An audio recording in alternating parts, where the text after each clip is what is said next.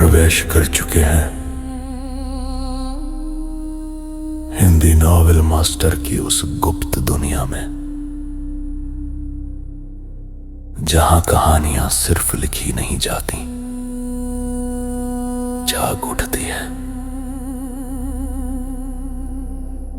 यहां हर छाया के पीछे एक रहस्य छिपा है, हर कदम पर एक अनसुनी फुसफुसाहट, और हर कहानी आपको उस अंधेरे दरवाजे तक ले जाती है जिसे खोलने की हिम्मत हर किसी में नहीं होती। डिस्क्लेमर: इस संसार के सभी पात्र, घटनाएं और स्थान कल्पना के धुएं से जन्मे हैं। इनका किसी वास्तविक व्यक्ति, संस्था या घटना से कोई संबंध नहीं है। यदि कोई समानता लगे तो याद रखिए, संयोग भी कभी कभी कहानी का हिस्सा बन जाता है। ये सामग्री केवल मनोरंजन और कल्पनाओं की रहस्यमयी यात्रा के लिए है। अध्याय 741। ये तो बस एक टूटा फूटा तंत्र है, एक लात मारते ही टूट जाएगा, है ना? बाबा कालभैरव को उस आग में देवांश ठाकुर ने कुल 3 बार लात मारकर गिराया था। जब वे चौथी बार लपटों से बाहर कूदे तो उनका पूरा शरीर काले बदबूदार कीचड़ से सन चुका था। बाबा कालभैरव ने शुरू में अपनी तंत्र विद्या और दिव्य शक्तियों का उपयोग करके बारिश बुलाने और खुद को धोने की कोशिश की, लेकिन 2 बार प्रयास करने के बाद उन्होंने पाया कि बारिश का पानी गिरते ही उस भीषण तापमान के कारण भाप बनकर उड़ जाता था। ये देखकर वे बुरी तरह घबरा गए, लेकिन उन्होंने खुद को संभाला और अपनी आंतरशक्ति का झटका देकर कीचड़ झाड़ने की कोशिश की। थोड़ी देर कोशिश करने के बाद उन्हें एहसास हुआ कि यह तरीका कीचड़ के बड़े ढेलों के लिए तो ठीक था, लेकिन त्वचा पर चिपकी हुई बारीक गंदगी के आगे ये बेअसर था। कोई चारा न देख बाबा कालभैरव को नैना सिंधिया से मदद मांगनी पड़ी। नैना जी, क्या आप मेरी थोड़ी मदद कर सकती हैं? बाबा कालभैरव ने अपने शरीर की ओर इशारा करते हुए नैना को धोने में मदद करने का संकेत दिया। नैना ने सुनकर सिर हिलाया, फिर हाथ आगे बढ़ाया और हवा से एक पानी का बना श्वेत अश्वभाला प्रकट किया। उनका इरादा बाबा कालभैरव के शरीर से गंदगी साफ करने का था। हालांकि जैसे ही वह पानी का भाला बना, इससे पहले कि नैना कुछ कर पाती, वह तुरंत भाप बनकर शून्य में विलीन हो गया। उन्होंने जितनी बार भी कोशिश की, नतीजा वही रहा। आखिरकार नैना ने शर्मिंदगी से सिर हिलाते हुए बाबा कालभैरव से कहा, माफ कीजिए बाबा, मैं भी आप ही की तरह हूँ, मैं बारिश नहीं बुला सकती। तो फिर तुम इतनी साफ सुथरी कैसे हो? छी छी छी, वाकई ये निर्मल श्वेत मणि स्तर का कमाल है।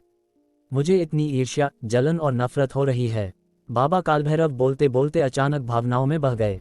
नैना को ये सुनकर खुशी नहीं हुई, इसके बजाय उन्हें आने वाली लड़ाई पर बहुत कम भरोसा था, इसलिए उन्होंने लापरवाही से देवांश की ओर इशारा किया और समझाया, पानी तो वो ला सकते हैं। ये सुनकर बाबा कालभैरव देवांश की तरफ मुड़े, अपने दोनों हाथ फैलाए और बस चुपचाप उन्हें देखने लगे। ये देखकर देवांश ने बिना एक शब्द कहे उन्हें फिर से लपटों में लात मार दी और समझाया, आग इतनी तेज है कि सारी अशुद्धियां जलाकर राख कर देगी। अरे अपनी जुबान तो देखो, क्या यह इंसान के बोल हैं? इसमें और लोहे के जूने से रगड़ने में क्या फर्क है? बाबा कालभैरव ने लपटों के बीच से जोर जोर से विरोध किया, लेकिन विरोध हो या न हो, बाबा कालभैरव ने उन जगहों का 1 इंच भी नहीं छोड़ा जिन्हें झुलसाने की जरूरत थी। उन्हें अब बस इस बात की चिंता सता रही थी कि जब वे वापस चेन्नई लौटेंगे तो उनकी पत्नी देखेंगी कि उनके सारे बाल उड़ गए हैं तो पक्का उन पर आवारागर्दी करने का शक करेंगी। लगता है वापस जाने से पहले कुछ दिन इंतजार करना ही बेहतर होगा। मन पक्का करने के बाद बाबा कालभैरव को लगा कि वे काफी धुल चुके हैं, इसलिए वे वापस उस छोटे से आग मुक्त क्षेत्र में लौट आए। देवांश ने उन्हें सिर से पैर तक गौर से देखा और बड़े संतोष के साथ सिर हिलाया। प्रबल तरंग स्तर, यानी एक महागुरु साधना का अंतिम चरण। बुरा नहीं है, बिल्कुल बुरा नहीं है। बाबा कालभैरव ने अपने दांत दिखाए और हंस दिए, फिर देवांश के सामने मुट्ठी बांधकर सम्मान दिया। गुरु देवांश, आपके मार्गदर्शन के लिए धन्यवाद, वरना मुझे डर है कि मैं इस जीवन में कभी इस मुकाम तक नहीं पहुंच पाता। देवांश ने हाथ हिलाया, मानो कह रहे हों कि कोई बात नहीं, ये तो छोटी मोटी बात है। हालांकि नैना ने अपनी भौहें सिकुड़ी और बाबा कालभैरव को कई बार ऊपर से नीचे तक देखा, फिर उलझन भरे भाव से देवांश से पूछा, यह एक परम महागुरु का निर्मल श्वेत मणि स्तर क्यों नहीं है? अरे ये लड़की तो वाकई कुछ भी बोलने की हिम्मत रखती है। क्या तुम्हें पता है कि प्रबल तरंग स्तर और निर्मल श्वेत मणि स्तर के बीच कितने छोटे स्तर होते हैं? पूरे 7। क्या यह ऐसा कुछ है जिसे तुम बस बोलकर हासिल कर लो? बाबा कालभैरव बीच में ही बोल पड़े, इस डर से कि कहीं देवांश उन्हें लालची न समझ लें। देवांश ने समझाया, क्योंकि इसके पास महागुरु जलभेदी जैसी किस्मत नहीं है। नैना एक पल को रुकी, फिर समझ गई, ठीक है, मैं वह बात भूल गई थी। जाहिर है उन्हें अभी इसकी आदत नहीं पड़ी थी। हालांकि बाबा कालभैरव के तपने के परिणामों ने एक बार फिर देवांश के सिद्धांत को साबित कर दिया, जिससे नैना को देवांश के तर्कों पर पूरा यकीन हो गया। किस्मत? कैसी किस्मत? बाबा कालभैरव ने भौहें सिकोड़ कर पूछा। बस वही। देवांश समझाने ही वाले थे कि सामने खड़े उस व्यक्ति ने उन्हें बीच में ही टोक दिया। मैं कहता हूँ, क्या तुम लोग मुझे थोड़ी इज्जत दोगे? मैं अभी भी यहाँ हूँ, पता है न? तब उन तीनों को याद आया कि उस मायावी चक्र में एक काले लबादे वाला व्यक्ति भी था। नैना तुरंत सतर्क हो गईं, मानो किसी भयानक दुश्मन का सामना कर रही हो, जबकि बाबा कालभैरव ने देवांश से फुसफुसाकर पूछा, यह आदमी कौन है? इसका आभा मंडल महागुरु जलभेदी से भी ज्यादा मजबूत क्यों है? पता नहीं, ये बस अचानक कहीं से टपक पड़ा और बिना एक शब्द कहे तुम्हारी हड्डियों को तपाने के लिए आग का गोला बना दिया। देवांश ने सिर हिलाते हुए बेतुकी बात कही। ये सुनकर बाबा कालभैरव ने तुरंत सिर हिलाया और जोर से बोले, तब तो ये बहुत ही भला आदमी है। तेजस वशिष्ठ, नैना, देवांश, है ना? दूसरों को गर्म करने के लिए खुद को जलाना, आजकल ऐसे निस्वार्थ लोग कहाँ मिलते हैं। बाबा कालभैरव इतने भावुक हो गए कि उन्होंने सीधे उस व्यक्ति की ओर हाथ हिलाया। भाई साहब धन्यवाद। देवांश, तेजस वशिष्ठ उनकी इस तू मैं से इतना भड़क गए कि उनके फेफड़े फटने को तैयार थे। उन्होंने दांत पीसते हुए कहा, इस युवराज के सब्र की भी एक सीमा है। अगर तुमने घुटने टेक कर इस युवराज से अभी माफी नहीं मांगी तो मुझे तुम्हारे साथ बदतमीजी करने के लिए दोष मत देना। इस भले आदमी का मिजाज तो काफी गर्म है। बाबा कालभैरव ने देवांश और नैना की ओर देखते हुए मुस्कुराते हुए टिप्पणी की, फिर अपना सिर घुमाया। उनका चेहरा पल भर में भयानक हो गया। छोटे कमीने, गुरु देवांश को घुटने टेकने और माफी मांगने को कहेगा? क्या तू अपनी जिंदगी से ऊब गया है? उनके शब्द पूरे होने से पहले ही बाबा कालभैरव की आकृति अपनी जगह से गायब हो चुकी थी। अनंत लपटों के बीच एक चौड़ा रास्ता बनाती हुई सीधे सामने खड़े उस काले लबादे वाले व्यक्ति की ओर लपकी। पलक झपकते ही एक जोरदार धमाका हुआ और फिर उस चक्र के भीतर आग का एक बड़ा हिस्सा बाहर की ओर उड़ गया, जिससे एक विशाल आग मुक्त निर्वात क्षेत्र बन गया जहां दोनों टकराए थे। उनके मुके ने आसपास की हवा को चकनाचूर कर दिया था, जिससे वहां निर्वात पैदा हो गया। जैसा कि बाबा कालभैरव से उम्मीद थी, नजदीकी लड़ाई में अजय। लेकिन अफसोस, इस युवराज के सामने तुम एक चींटी से अलग नहीं हो, तेजस वशिष्ठ ने तिरस्कार पूर्वक कहा। फिर उसी उंगली से जिससे उन्होंने बाबा कालभैरव को रोका था, थोड़ा आगे धक्का दिया। बाबा कालभैरव पीछे की ओर ऐसे उड़े जैसे किसी पहाड़ से टकराए हों, मुंह से लगातार खून की उल्टी करते हुए। ये देखकर नैना जल्दी से उनसे मिलने गईं, उन्हें पकड़ने के लिए हाथ बढ़ाया, इस उम्मीद में कि वह झटके को थोड़ा कम कर सकेंगी। लेकिन देवांश अलग थे। वे अपनी जगह पर खड़े रहे, हाथ जेब में डाले और चिंता से चिल्लाए, बाबा देखो, वहां पानी है, बर्बाद मत करो, जल्दी पकड़ो।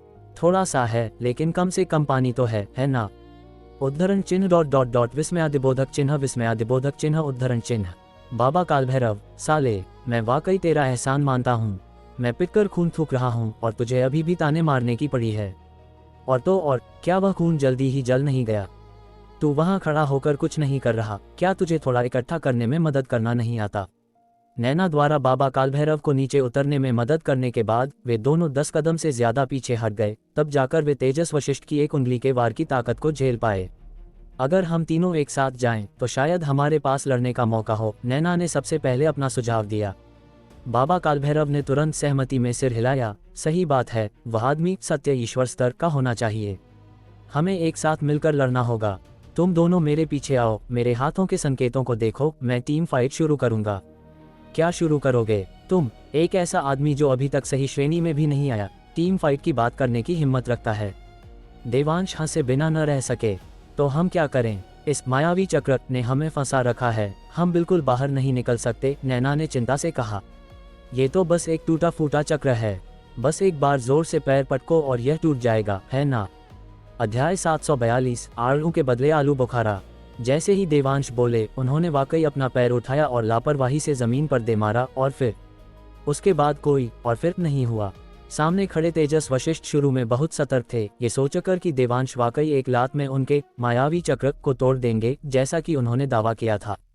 आखिरकार देवांश ने रास्ते में कई चमत्कार किए थे, इसलिए यह संभव था कि उनके पास वाकई इस चक्र को तोड़ने की क्षमता हो। लेकिन 10 सेकंड से ज्यादा इंतजार करने के बाद तेजस को मायावी चक्र के टूटने का कोई संकेत नहीं दिखा और वे अपनी हंसी नहीं रोक पाए। हा हा हा हा, डींगे मार रहे थे ना, मुंह की खानी पड़ी ना, इतनी जल्दी क्या है, कदमों की आहट को थोड़ी देर गूंजने तो दो। देवांश अपनी जगह पर शांत खड़े रहे, उन्हें रत्ती भर भी शर्मिंदगी महसूस नहीं हो रही थी।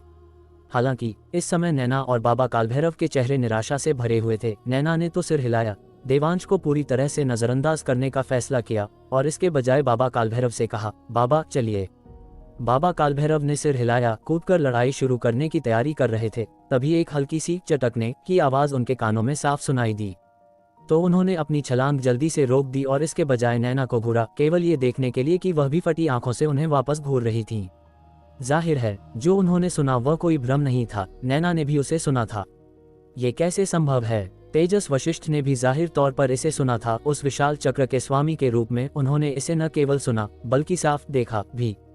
उस दरार की आवाज देवांश के पैर के नीचे से आई थी और उस आवाज के बाद नंगी आंखों से न दिखने वाली कई काली रेखाएं देवांश के पैर के नीचे से बाहर की ओर फैलने लगीं।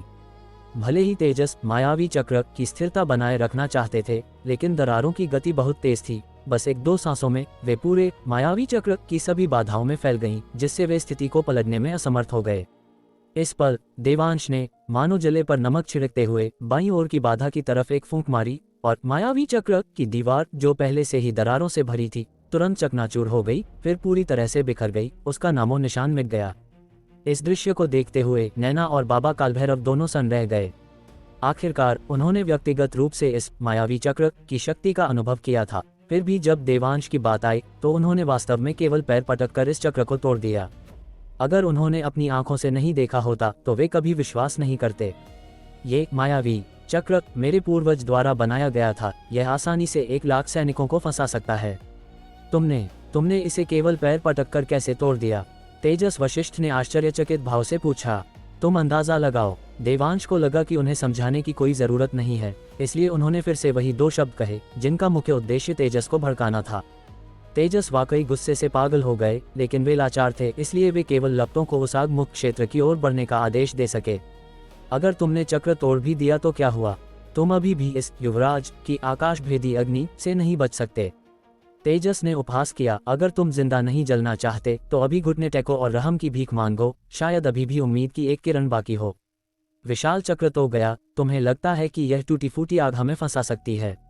बाबा कालभैरव, जो अब होश में आ चुके थे, ने मजाक उड़ाया, फिर मुड़े और अपने पीछे की दिशा में हवा के जरिए उड़ गए।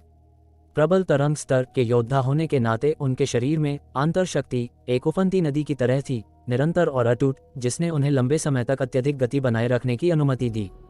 और उनकी गति से 1 मिनट में दर्जनों मील दौड़ना कोई समस्या नहीं थी। हालांकि वे 10 मिनट तक पागलों की तरह दौड़े, लेकिन फिर भी लपटों के दायरे से नहीं बच सके। मानो वे जहां भी दौड़ते लपटें उनके पीछे आती, जो बहुत अजीब था। अपनी ऊर्जा बर्बाद मत करो।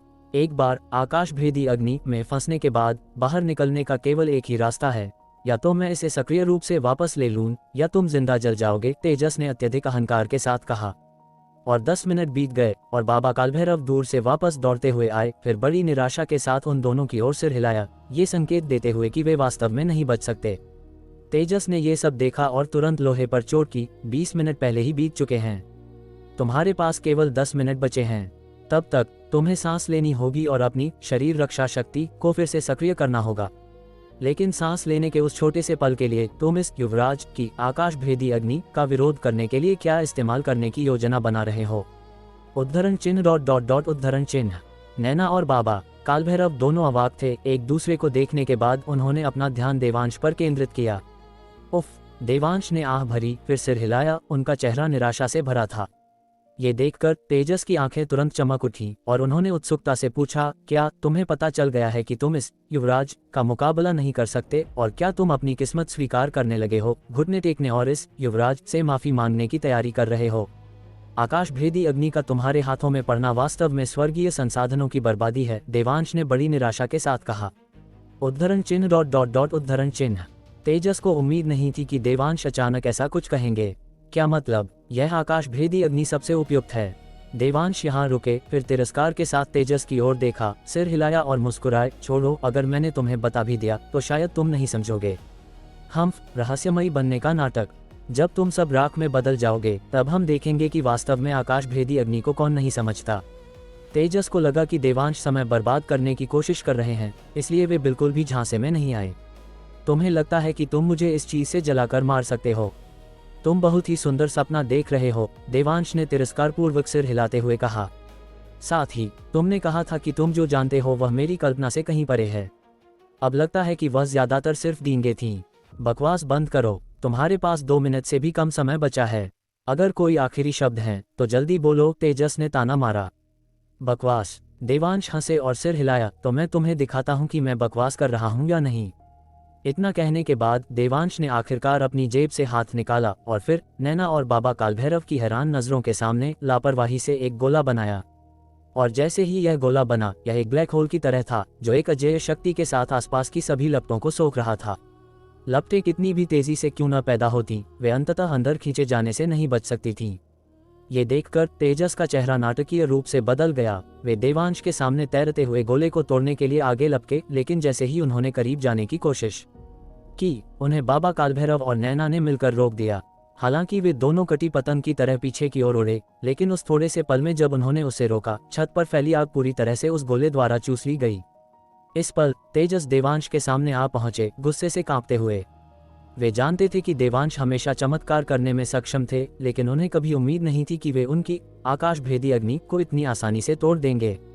तुमने ये कैसे किया? वह गोला अभी किस तरह का जादुई खजाना था? तेजस ने भारी आवाज में पूछा। ये सुनकर देवांश मुस्कुराए और सिर हिलाया। बदले में पूछा, क्या तुम्हें पता है कि आड़ू के बदले आलू बुखारा, उपकार के बदले उपकार का क्या मतलब है? इतना कहने के बाद, चाहे तेजस समझे हो या न समझे हो, देवांश ने पुणे की दिशा में देखा। उनकी आंखें धीरे धीरे नर्म हो गईं और वे मन ही मन सोचने लगे, पता नहीं वे दो नन्हे जीव अब कैसे होंगे। वे अब खुद नदी में मछलियां पकड़ने में सक्षम होने चाहिए, है ना? अध्याय 743। तुम्हें सच में लगता है कि मैं तुम्हारा कुछ नहीं बिगाड़ सकता, है ना? देवांश ने जो सवाल पूछा था, वहां मौजूद तीनों लोग उसे जानते थे और वे आड़ू के बदले आलू बुखारा, उपकार के बदले उपकार का मतलब अच्छी तरह समझते थे, लेकिन वे अभी भी इसका संदर्भ नहीं समझ पा रहे थे। वे वास्तव में यह नहीं समझ पा रहे थे कि देवांश के केवल एक गोला बनाने और सारी आकाश भेदी अग्नि को सोख लेने का उस कहावत से क्या लेना देना था। हालांकि इससे नैना और बाबा कालभैरव पर कोई असर नहीं पड़ा, जो खून की उल्टी करने की हद तक पिट चुके थे। वे हैरानी भरे भावों के साथ देवांश को देख रहे थे, उनकी आंखों में श्रद्धा भरी थी। कोई और रास्ता नहीं था, वह आकाश भेदी अग्नि जिससे वे बचने के लिए बेताब थे। देवांश के सामने सचमुच बस एक गोला बनाने की बात थी, इतना सरल कि उससे ईर्ष्या भी नहीं हुई, केवल गहरा सदमा लगा। खासकर नैना, जो हमेशा सोचती थी कि देवांश डींगे मारते हैं, उन्हें लगता था कि वे मायावी चक्र नहीं तोड़ सकते और निश्चित रूप से इस आग का सामना नहीं कर सकते। लेकिन नतीजा क्या निकला? अंत में वही गलत साबित हुई। हालांकि तेजस वशिष्ठ की ताकत काफी भयानक थी, लेकिन उनका प्रभाव देवांश के प्रभाव से कहीं कम था। महिलाओं में शक्ति के प्रति स्वाभाविक प्रशंसा ने देवांश के प्रति उनकी नजरों को और भी नर्म बना दिया। तेजस वशिष्ठ, नैना और बाबा कालभैरव से अलग थे। हालांकि वे भी हैरान थे, लेकिन एक क्षणिक था जिसकी जगह अत्यधिक गुस्से ने ले ली। बात को घुमा रहे हो? मुझे लगता है कि बेटा तुम अपनी जिंदगी से ऊब गए हो। इतना कहकर तेजस ने और कुछ नहीं कहा। उन्होंने चुटकी बजाई और देवांश के चारों ओर की जगह में तुरंत 8 अथाह काले घेरे दिखाई दिए, जिनसे लगभग 1 हाथ चौड़ी लपटें निकलीं, जो चारों दिशाओं से देवांश की ओर दहाड़ती हुई बढ़ीं। उस दृश्य का वर्णन कैसे करें? क्या आपने कभी शमशान घाट की चिता देखी है? देवांश अब जो अनुभव कर रहे थे वह किसी भट्टी में आग फेंकने वाले यंत्र जैसा था। उच्च तापमान, तीव्र गर्मी और बेहद प्रभावशाली। ये पिछले मायावी चक्र की लपटों के स्तर पर बिल्कुल नहीं था, जो मेढक को उबालने वाले गर्म पानी की तरह थीं। कम से कम देवांश के पास पहले गोला बनाने का समय था, लेकिन अब उनके पास हाथ उठाने का भी समय नहीं था। गोला बनाना तो दूर की बात थी। देवांश, नैना और बाबा कालभैरव एक साथ चिल्लाए, फिर बिना सोचे समझे दौड़ पड़े। लेकिन तेजस ने केवल अपना हाथ थोड़ा सा हिलाया और ये दोनों महागुरु ऐसे टकराए जैसे किसी आसमानी बिजली ने उन्हें मारा हो। वे न केवल पीछे उड़े बल्कि लगातार खून की उल्टियां भी करने लगे। तेजस ने केवल उन दोनों पर एक नजर डाली, फिर तिरस्कारपूर्वक अपनी नजर हटा ली, देवांश की ओर देखते हुए, जो भीषण लपटों से घिरे हुए थे, और विजय भाव से बोले, मैं तुम्हें एक आखिरी मौका देता हूँ। जब तक तुम रहम की भीख मांगोगे, मैं तुम्हें जाने दूंगा कैसा रहेगा।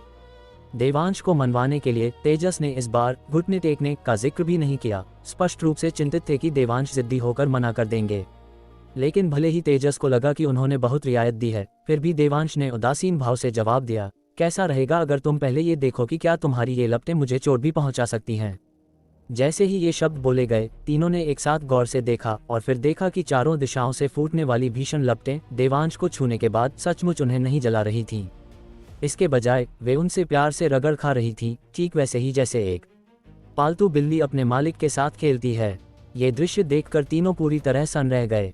वह आकाश भेदी अग्नि तेजस वशिष्ठ का अद्वितीय कौशल थी, इतनी विनाशकारी कि नैना और बाकी लोग भी इसे सहन नहीं कर सके। वह देवांश के प्रति इतनी स्नेहपूर्ण कैसे हो सकती थी?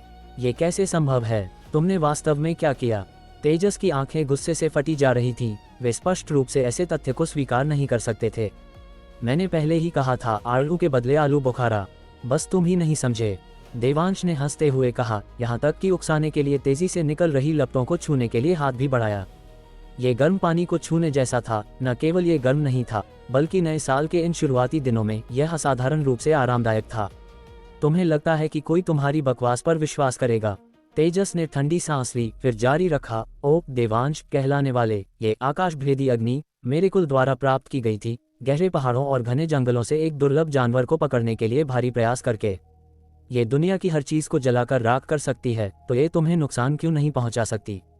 ये सुनकर देवांश ने फैसला किया कि अब उन्हें और रहस्य में नहीं रखेंगे और समझाया, दरअसल ये काफी संयोग की बात है। कुछ समय पहले मेरा भी सामना एक ऐसे दुर्लभ जानवर से हुआ था जिसके पास इस तरह की आग थी। ये कैसे संभव है? ज्वलंत सूर्य बाघ इस दुनिया में पहले से ही दुर्लभ है, तुम्हारा सामना उससे कैसे हो सकता है? तेजस ने पूछने के बाद महसूस किया कि उनका सवाल बेकार था, इसलिए उन्होंने दूसरा सवाल पूछा, तो तुमने भी उसे मार डाला और उसकी आकाश भेदी अग्नि प्राप्त कर ली? अगर ऐसा था तो ये समझाएगा कि देवांश आकाश भेदी अग्नि से क्यों नहीं डरते थे। लेकिन अगर यह वास्तव में ऐसा था तो उस देवांश नाम के लड़के की किस्मत बहुत अच्छी होगी, है ना? कोई जान ले, उनके अंदर की आकाश भेदी अग्नि उनके कुल द्वारा पीढ़ियों के प्रयास से प्राप्त की गई थी और देवांश को ये बस मिल गई। लेकिन जल्द ही उन्हें एक और समस्या का एहसास हुआ। नहीं, ज्वलंत सूर्य बाघ के पास महागुरु स्तर की साधना होती है और उसका शरीर शोधन महागुरु के बराबर होता है। अपनी साधना के साथ तुम अकेले ज्वलंत सूर्य बाघ को बिल्कुल नहीं मार सकते। तुम्हें आकाश भेदी अग्नि कैसे मिली? जब मैं उनसे मिला तो वह बाघिन प्रसव पीड़ा में थी।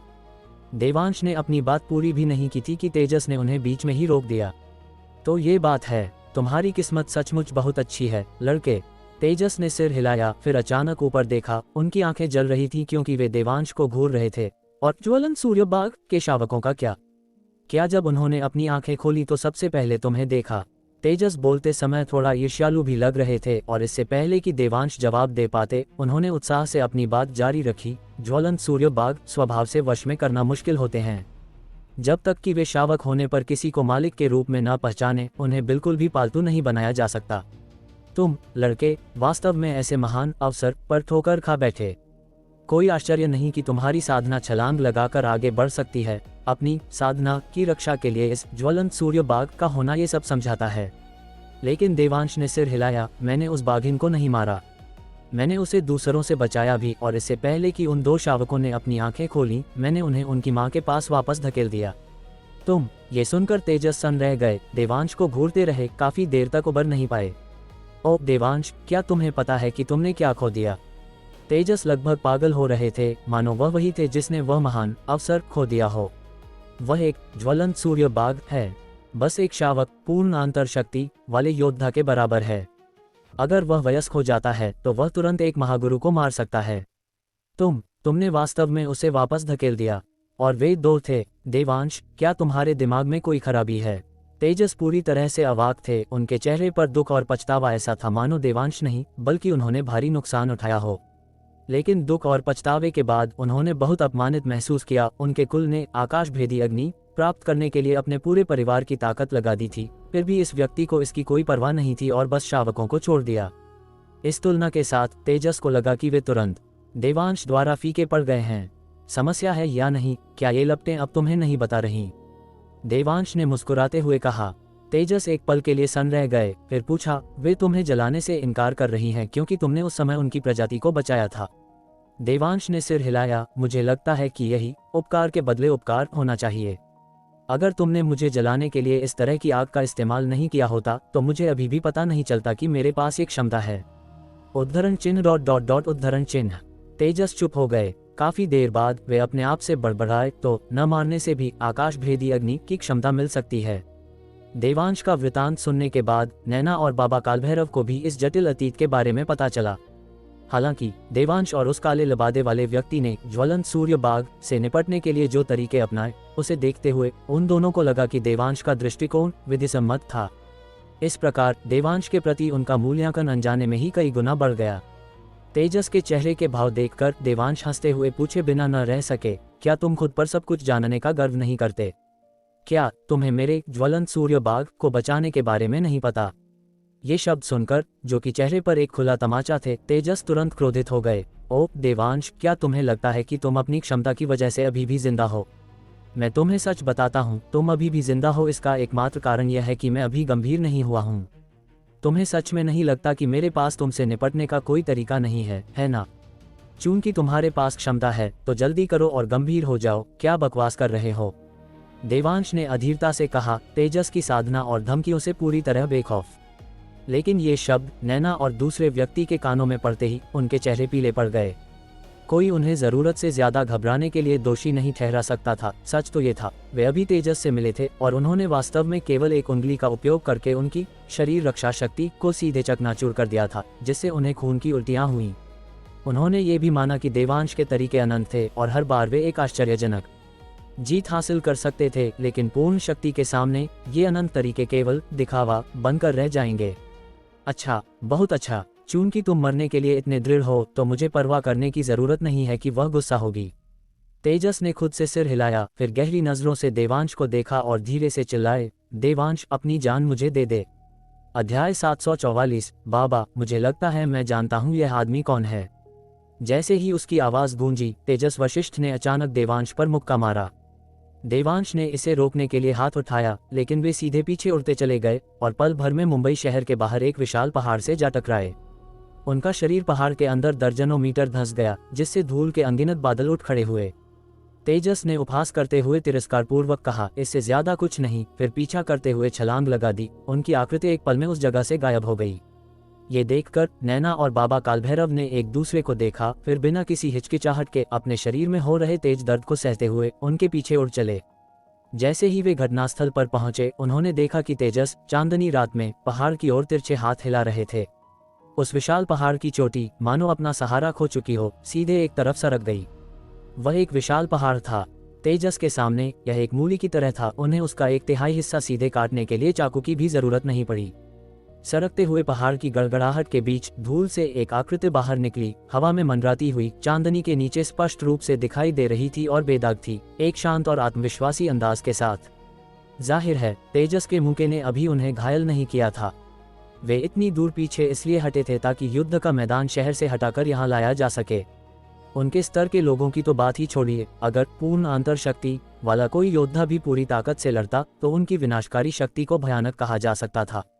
जैसे ही देवांश दिखाई दिए, तेजस ने उन पर एक उंगली तान दी। देवांश जल्दी से कूदकर दूर हट गए और तुरंत उनके पीछे की पर्वत श्रृंखला में एक उंगली के बराबर मोटा छेद दिखाई दिया, जो नीचे की ओर गहराई तक फैला हुआ था। अथाह न जाने जमीन के अंदर कितने मीटर तक गया था। ये दृश्य देखकर नैना का दिल बैठ गया और उन्होंने जल्दी से भौहें सिकुड़ी और बाबा कालभैरव से पूछा, बाबा, अगर आप होते तो क्या आप इस स्तर तक पहुंच सकते थे? बाबा कालभैरव ने सिर हिलाया और कड़वी मुस्कान के साथ कहा, संघनित आंतर शक्ति जो बिखरे नहीं, उसके लिए अत्यधिक मात्रा और गुणवत्ता वाली आंतर शक्ति की आवश्यकता होती है। अगर मैं होता तो ज्यादा से ज्यादा पूरे पहाड़ को उड़ा सकता था, लेकिन पर्वत श्रृंखला को भेदने और जमीन के अंदर गहराई तक जाने के लिए मुझे शायद कुछ और दशकों तक अभ्यास करने की जरूरत होगी। नैना ने ये सुनकर अनजाने में सिर हिलाया। मैं शायद पर्वत श्रृंखला को भेद सकती हूँ, लेकिन उससे ज्यादा मेरी ताकत से परे होगा। क्या आप इस वार को रोक सकते हैं? बाबा कालभैरव ने पूछा, फिर अपना खुद का जवाब दिया, अगर मैं होता तो शायद मैं इससे बच नहीं पाता, नहीं इसे रोक पाता, इसलिए अगर वह वास्तव में मुझे मारना चाहता तो एक वार काफी होता। नैना ने जवाब देने में जल्दबाजी नहीं की, लेकिन थोड़ी देर और निरीक्षण किया, फिर लाचारी से सिर हिलाया। मैं शायद पहले वार से मुश्किल से बच पाती, लेकिन मैं निश्चित रूप से दूसरे प्रहार से नहीं बच पाती, इसलिए मेरी भी मौत निश्चित होती। इतना कहने के बाद उन दोनों ने इस बातचीत से एक दूसरे की आवाज में निराशा सुनी। उन्होंने मूल रूप से सोचा था कि महागुरु जलभेदी इस दुनिया में शीर्ष अस्तित्व थे, लेकिन उन्हें कभी उम्मीद नहीं थी कि एक महागुरु जलभेदी को दबाने के बाद एक और रहस्यमय काले लबादे वाला व्यक्ति दिखाई देगा। और भी अधिक हताश करने वाली बात यह थी कि भले ही उस मायावी चक्र के भीतर उनकी ताकत को एक अकल्पनीय बढ़ावा मिला था, फिर भी वे इस काले लबादे वाले व्यक्ति का सामना करते समय पूरी तरह से रक्षाहीन थे। इसके अलावा वे उसके बारे में कुछ नहीं जानते थे, केवल इतना कि उसके पीछे एक भयानक रूप से शक्तिशाली परिवार था। एक ऐसा परिवार जो ऐसे व्यक्ति को तैयार करने में सक्षम था। अनुमान है कि उसके सदस्यों की ताकत भी बहुत कमजोर नहीं होगी। ये सोचकर भले ही विरोधी उन्हें निशाना नहीं बना रहा था, नैना और बाबा कालभैरव के रोंगटे खड़े हुए बिना नहीं रह सके। वे सोच रहे थे कि देवांश, जिसे विरोधी निशाना बना रहा था, इस समय अपने दिल में क्या महसूस कर रहे होंगे। इस विचार के साथ जब उन्होंने हवा में देवांश को काले लबादे वाले व्यक्ति के तरीकों से निपटते हुए देखा तो उनकी भौहें कसकर सिकुड़ गईं। एक कप चाय पीने जितना समय बीत जाने के बाद देवांश के पीछे की पर्वत श्रृंखला पहले से ही छेदों से छलनी हो चुकी थी, फिर भी देवांश खुद पूरी तरह से सुरक्षित थे। तेजस ने भी इस समस्या पर ध्यान दिया, इसलिए उन्होंने एक तरफ की घास पर थप्पड़ मारा, जिससे सूखी घास का एक बड़ा हिस्सा तुरंत हवा में उड़ गया। तेजस की ओर से कोई स्पष्ट हरकत किए बिना, शायद बस एक विचार से, वे सूखी घास हवा में एक साथ घनी हो गईं, तुरंत मानव आकृतियों का रूप ले लिया, सजीव भूसे के पुतलों में बदल गईं। इन भूसे के पुतलों के आकार लेने के बाद उन्होंने तेजस की इच्छा के अनुसार जल्दी से देवांश को चारों दिशाओं से घेर लिया, बचने का कोई रास्ता नहीं छोड़ा। एक बार जब भूसे के पुतले स्थिर हो गए तो उन्होंने देवांश को तोड़ने का कोई मौका नहीं दिया। अपनी बाहें उठाईं और देवांश के महत्वपूर्ण बिंदुओं पर अदृश्य आंतर शक्ति दाग दी। ये दृश्य देखकर बाबा कालभैरव स्पष्ट रूप से महसूस कर सकते थे कि उन भूसे के पुतलों द्वारा उत्सर्जित अदृश्य आंतर शक्ति तेजस की अपनी शक्ति के समान थी, इसलिए वे चिल्लाए बिना न रह सके। ये भी संभव है। नैना भी बेहद चिंतित थी और कांपती आवाज में कहने से खुद को नहीं रोक सकी, वह कैसे बच सकता है।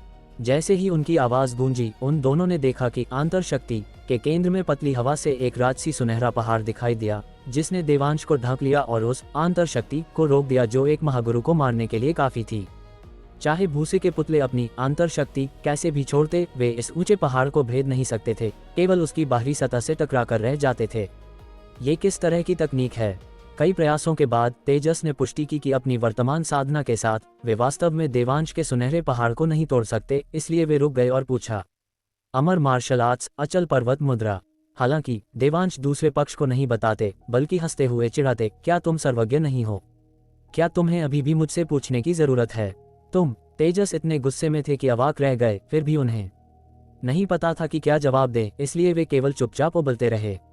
बाबा कालभैरव ने सुनहरे पहाड़ को देखा और आह भरे बिना न रह सके। वह दिव्य मूर्ति जिसे महागुरु जलभेदी ने उस समय प्रकट किया था, गुरु देवांश की एक छींक से उड़ गई थी, लेकिन उनका सुनहरा पहाड़ काले लबादे वाले व्यक्ति के तरीकों से रक्षा कर सकता है।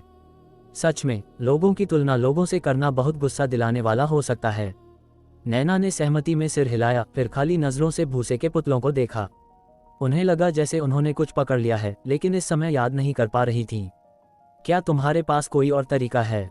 अगर नहीं तो मैं अपनी चाल चलने जा रहा हूँ, देवांश ने पहाड़ के अंदर से हंसते हुए कहा। इतना डींगे मारना बंद करो।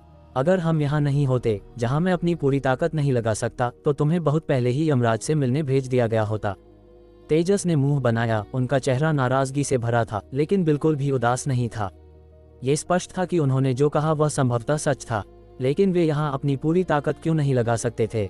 देवांश कुछ देर तक समझ नहीं पाए, लेकिन देवांश की सबसे अच्छी खूबी ये थी कि अगर वे इसे समझ नहीं पाते तो वे इसके बारे में और नहीं सोचते। इसलिए उन्होंने ठंडी सांस ली और जवाब दिया, कौन डींगे नहीं मार सकता? अगर हम यहाँ नहीं होते तो तुम्हारे पास मुझे देखने की योग्यता भी नहीं होती। बस एक विचार से तुम और तुम्हारे परिवार के सदस्य सभी धूल में बदल जाते। ये सही है देवांश, अमरलोक में अपने समय की बात कर रहे थे, लेकिन तेजस और बाकी लोग नहीं जानते थे। उन्हें बस लगा कि जब देवांश डींगे मारते हैं तो यह उनकी साधना की तरह ही अथाह होता है। देवांश के बोलने के बाद उन्होंने जारी रखा, चूंकि तुम कोई चाल नहीं चल रहे हो तो मैं चाल चलने जा रहा हूँ, ठीक है? यह मत कहना कि मैंने तुम्हें चेतावनी नहीं दी। इसके साथ देवांश का दिमाग हिला और उन्हें ढकने वाला सुनहरा पहाड़ बहती रोशनी की धारियों में बदल गया, जो काले लबादे पहने तेजस की ओर चुभने के लिए दौड़ पड़ा। ये देखकर तेजस के होंठ एक तिरस्कारपूर्ण मुस्कान में बदल गए। फिर उन्होंने शांत भाव से कहा, तुच्छ चालें। लगभग 2000 साल पहले मेरे पूर्वज ने ऐसी चीजों का तिरस्कार किया था। जैसे ही उनकी आवाज गूंजी, देवांश और अन्य दो ने देखा कि तेजस की ओर बढ़ रही बहती रोशनी की धारियां अचानक बेकाबू होकर दिशा बदल गईं और फिर अज्ञात कारणों से वे सभी पास के भूसे के पुतलों में समा गईं। ये दृश्य देखकर नैना ने अचानक अपने दिमाग में उस चमकती प्रेरणा को पकड़ लिया और बाबा कालभैरव से कहा, बाबा, मुझे लगता है मैं जानती हूँ कि विरोधी कौन है। अध्याय 745, तेजस वशिष्ठ। ये पहली और आखिरी बार है। इसकी असली पहचान क्या है? बाबा कालभैरव ने बेचैनी से पूछा। नैना ने उस घास के पुतले की ओर इशारा किया जो रोशनी की लकीरों से ढका हुआ था और थोड़े उत्साह के साथ बोली, बाबा, घास की नाव से तीर उधार लेना। घास की नाव से तीर उधार लेना? क्या घास की नाव से तीर?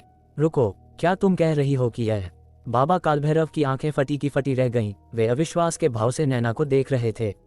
नैना ने तुरंत सिर हिलाया और वह मायावी चक्र जो पहले था वह अष्टद्वार चक्र होना चाहिए, और जिस आग मुक्त क्षेत्र में हम खड़े हैं वह शीतल केंद्र की स्थिति होनी चाहिए, इसीलिए यह इतने लंबे समय तक आग मुक्त रह सका। बाबा कालभैरव ने बार बार सिर हिलाया। सही बात है, बिल्कुल सही।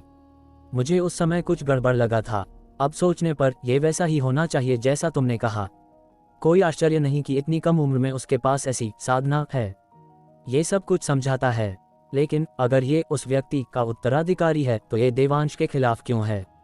क्या देवांश ने निर्दोष लोगों को अंधाधुंध मारा? नैना ने बहुत उलझन में पूछा। क्या तुम्हें लगता है कि वह उस तरह का इंसान है? बाबा कालभैरव ने पलटकर पूछा। नैना बोली, मुझे यकीन नहीं है, लेकिन जिस तरह तुम उसके लिए महागुरु जलभेदी से भिड़ने को तैयार थे उससे साफ है कि वह उस तरह का इंसान नहीं है। आखिर तुम्हारी प्रतिष्ठा बाबा कालभैरव हर कोई जानता है। बोलने के बाद नैना ने जारी रखा, तो मैं और भी ज्यादा उलझन में हूँ। तार्किक रूप से कहें तो उस व्यक्ति का उत्तराधिकारी इतना विवेकहीन नहीं होना चाहिए। खैर, मैं पहले देवांश को उस आदमी की पहचान बता देता हूँ ताकि वह सावधान रहे। बाबा कालभैरव ने कहा। देवांश को इस खोज के बारे में बताने ही वाले थे, लेकिन नैना ने उन्हें रोक दिया। बाबा, उसकी तेज बुद्धि के साथ क्या आपको लगता है कि उसे अभी भी हमारी याद दिलाने की जरूरत है? नैना ने सिर हिलाया और फीकी मुस्कान दी। आखिरकार वह ये भी भविष्यवाणी कर सकता था कि कुणाल शाह मुसीबत में पड़ेगा तो वह दूसरे पक्ष की पहचान कैसे नहीं देख पाएगा। ये सोचकर नैना कड़वाहट से मुस्कुराए बिना न रह सकी। शायद उसे उस मायावी चक्र के प्रकट होने के क्षण से ही दूसरे पक्ष की पहचान पता थी, वरना वह मायावी चक्र के माध्यम से संदेश नहीं भेज पाता और न ही तुम्हें अपनी हड्डियों को तपाने के लिए बुला पाता। बाबा कालभैरव पहले चौंक गए, फिर सिर हिलाया। वास्तव में मायावी चक्र के माध्यम से गुप्त रूप से संदेश भेजना और दूसरे पक्ष को पता भी न चलने देना, अगर कोई मायावी चक्रों से परिचित नहीं है तो ये बस असंभव है। बोलने के बाद बाबा कालभैरव कड़वाहट से मुस्कुराए। इस पूरे समय उसे दूसरे पक्ष की पहचान पता थी और हम दोनों अंधेरे में रहे, यहाँ तक कि मायावी चक्र को तोड़ने की चिंता भी करते रहे। उफ, असली जोकर तो मैं ही निकला। उन दोनों की बातचीत तेजस वशिष्ठ ने सुनी, एक शब्द भी नहीं छोड़ा। वह जितना सुनता गया उतना ही घबराता गया और उतनी ही ईर्ष्या से देवांश को देखता गया। जो कुछ भी उन्होंने कहा वह सच है। तुम्हें मायावी चक्र के प्रकट होने के क्षण से ही मेरी पहचान पता थी। तेजस ने पूछा, विश्वास करने को तैयार नहीं था। उनकी बकवास मत सुनो, देवांश ने विनम्रता से कहा। मुझे पता था। कोई कैसे? तेजस के चेहरे पर तुरंत एक विजयी भाव आ गया। आखिरकार मैं तुम नहीं हूँ, मुझे सब कुछ कैसे पता हो सकता है? देवांश ने जोड़ा, जिससे तेजस, जिसे अपनी जीत का जश्न मनाने का समय भी नहीं मिला था, गुस्से से लगभग मर ही गया। तुम? तेजस गुस्से से आधा मर चुका था, लेकिन फिर भी पूछा, तुम्हें वास्तव में कब पता चला? अंदाजा लगाओ। देवांश, अभी भी मजाक के मूड में, ने फिर वही चाल चली जिससे तेजस के कानों से लगभग धुआं निकलने लगा। तुम बंद करो। मैं तुमसे पूछता हूँ, मेरी तुम्हारे वशिष्ठ परिवार से न तो हालिया कोई दुश्मनी है और न ही पुरानी कोई रंजिश, तुम मेरे साथ पंगा लेने क्यों आए? देवांश ने सीधे पूछा। चूंकि नैना ने पहले ही दूसरे पक्ष की पहचान उजागर कर दी थी, इसलिए ये लड़ाई जारी नहीं रह सकती थी और मुफ्त की लूट को छोड़ना पड़ा। आखिरकार महर्षि वशिष्ठ के वंशजों ने हमेशा अपने पूर्वज को आदर्श माना है, मरते दम तक अपने कर्तव्यों के प्रति समर्पित रहे हैं। देवांश इसकी बहुत प्रशंसा करते थे और उन्हें नुकसान पहुंचाने का मन नहीं बना पा रहे थे। इसलिए ये जानते हुए भी कि वे घास के पुतले उसकी सभी रोशनी की तलवारों को रोक देंगे, देवांश ने अपनी रणनीति नहीं बदली, बल्कि घास की नाव से तीर उधार लेने के सदमे को फिर से जीना चाहा। हालांकि बस इतने सारे साधना संसाधनों को ऐसे ही छोड़ने के बारे में सोचकर देवांश को अभी भी थोड़ा अफसोस हो रहा था। अब वह केवल ये प्रार्थना कर रहा था कि वह और जिस व्यक्ति ने आकाशीय बिजली छोड़ी थी वे एक ही समूह में न हो, वरना देवांश को रोते हुए हार माननी पड़ेगी। छी, हार माननी पड़ेगी। हार मानना असंभव है, इस जीवन में कभी नहीं। मुफ्त की लूट इतनी मजेदार होती है, इतने सारे दुर्लभ खजाने वह कैसे छोड़ सकता है। तो अगर वे वास्तव में एक ही समूह में थे तो देवांश को बस रोते हुए सभी संसाधनों को स्वीकार करना होगा। आखिरकार तुम ही लोग थे जिन्होंने मुझे साधना करने से पहले रोका था, तो मेरे लिए मुफ्त की लूट करना पूरी तरह से जायज है ना? तो बच्चे, बोलते समय जरा संभल कर रहना, समझे? मैं तुम्हें खोजने बस ये पूछने आया था कि तुम अभी तक मरे क्यों नहीं। यह मेरे मुसीबत खड़ी करने में कैसे बदल गया? तेजस ने पलटवार किया। तुम्हारी कातिलाना आभा पूरी बड़ी नदी को भर रही है और अब तुम मुझे बता रहे हो कि तुम बस एक सवाल पूछना चाहते थे। क्या तुम मुझे 3 साल का बच्चा समझते हो? देवांश ने ठंडी सांस ली। ये सुनकर तेजस तुरंत समझ गया कि देवांश को शुरू से ही उसके प्रति इतनी दुश्मनी क्यों थी, इसलिए उसने पूछा, तो तुमने सोचा कि मैं उसी समूह में था जिसने तुम पर आकाशीय बिजली गिराई थी? क्या तुम नहीं हो? देवांश का दिल खुशी से झूम उठा, लेकिन चेहरा गुस्से से भरा रहा। बिल्कुल नहीं, वरना क्या तुम अभी मुझसे बात करने के लिए जिंदा होते? तेजस ने थोड़े अहंकार के साथ कहा। जब देवांश ने वाक्य का पहला भाग सुना तो उनका दिल बहुत खुश हुआ। सोचा, अच्छा है कि वे नहीं हैं, वरना वशिष्ठ परिवार का दुश्मन बनना वास्तव में वह नहीं है जो मैं देखना चाहता हूँ। लेकिन जब उन्होंने बाद वाला हिस्सा सुना तो उन्होंने तुरंत चुपचाप अपनी 40 मीटर लंबी तलवार निकाल ली। बच्चे, बोलने से पहले बेहतर होगा कि तुम सोच लो। हालिया जांच पड़ताल के बाद तेजस ने पहले ही समझ लिया था कि अपनी वर्तमान साधना में वह वास्तव में देवांश का कुछ नहीं बिगाड़ सकता और दूसरे पक्ष के पास स्पष्ट रूप से अभी भी उसे पीटने की ताकत थी।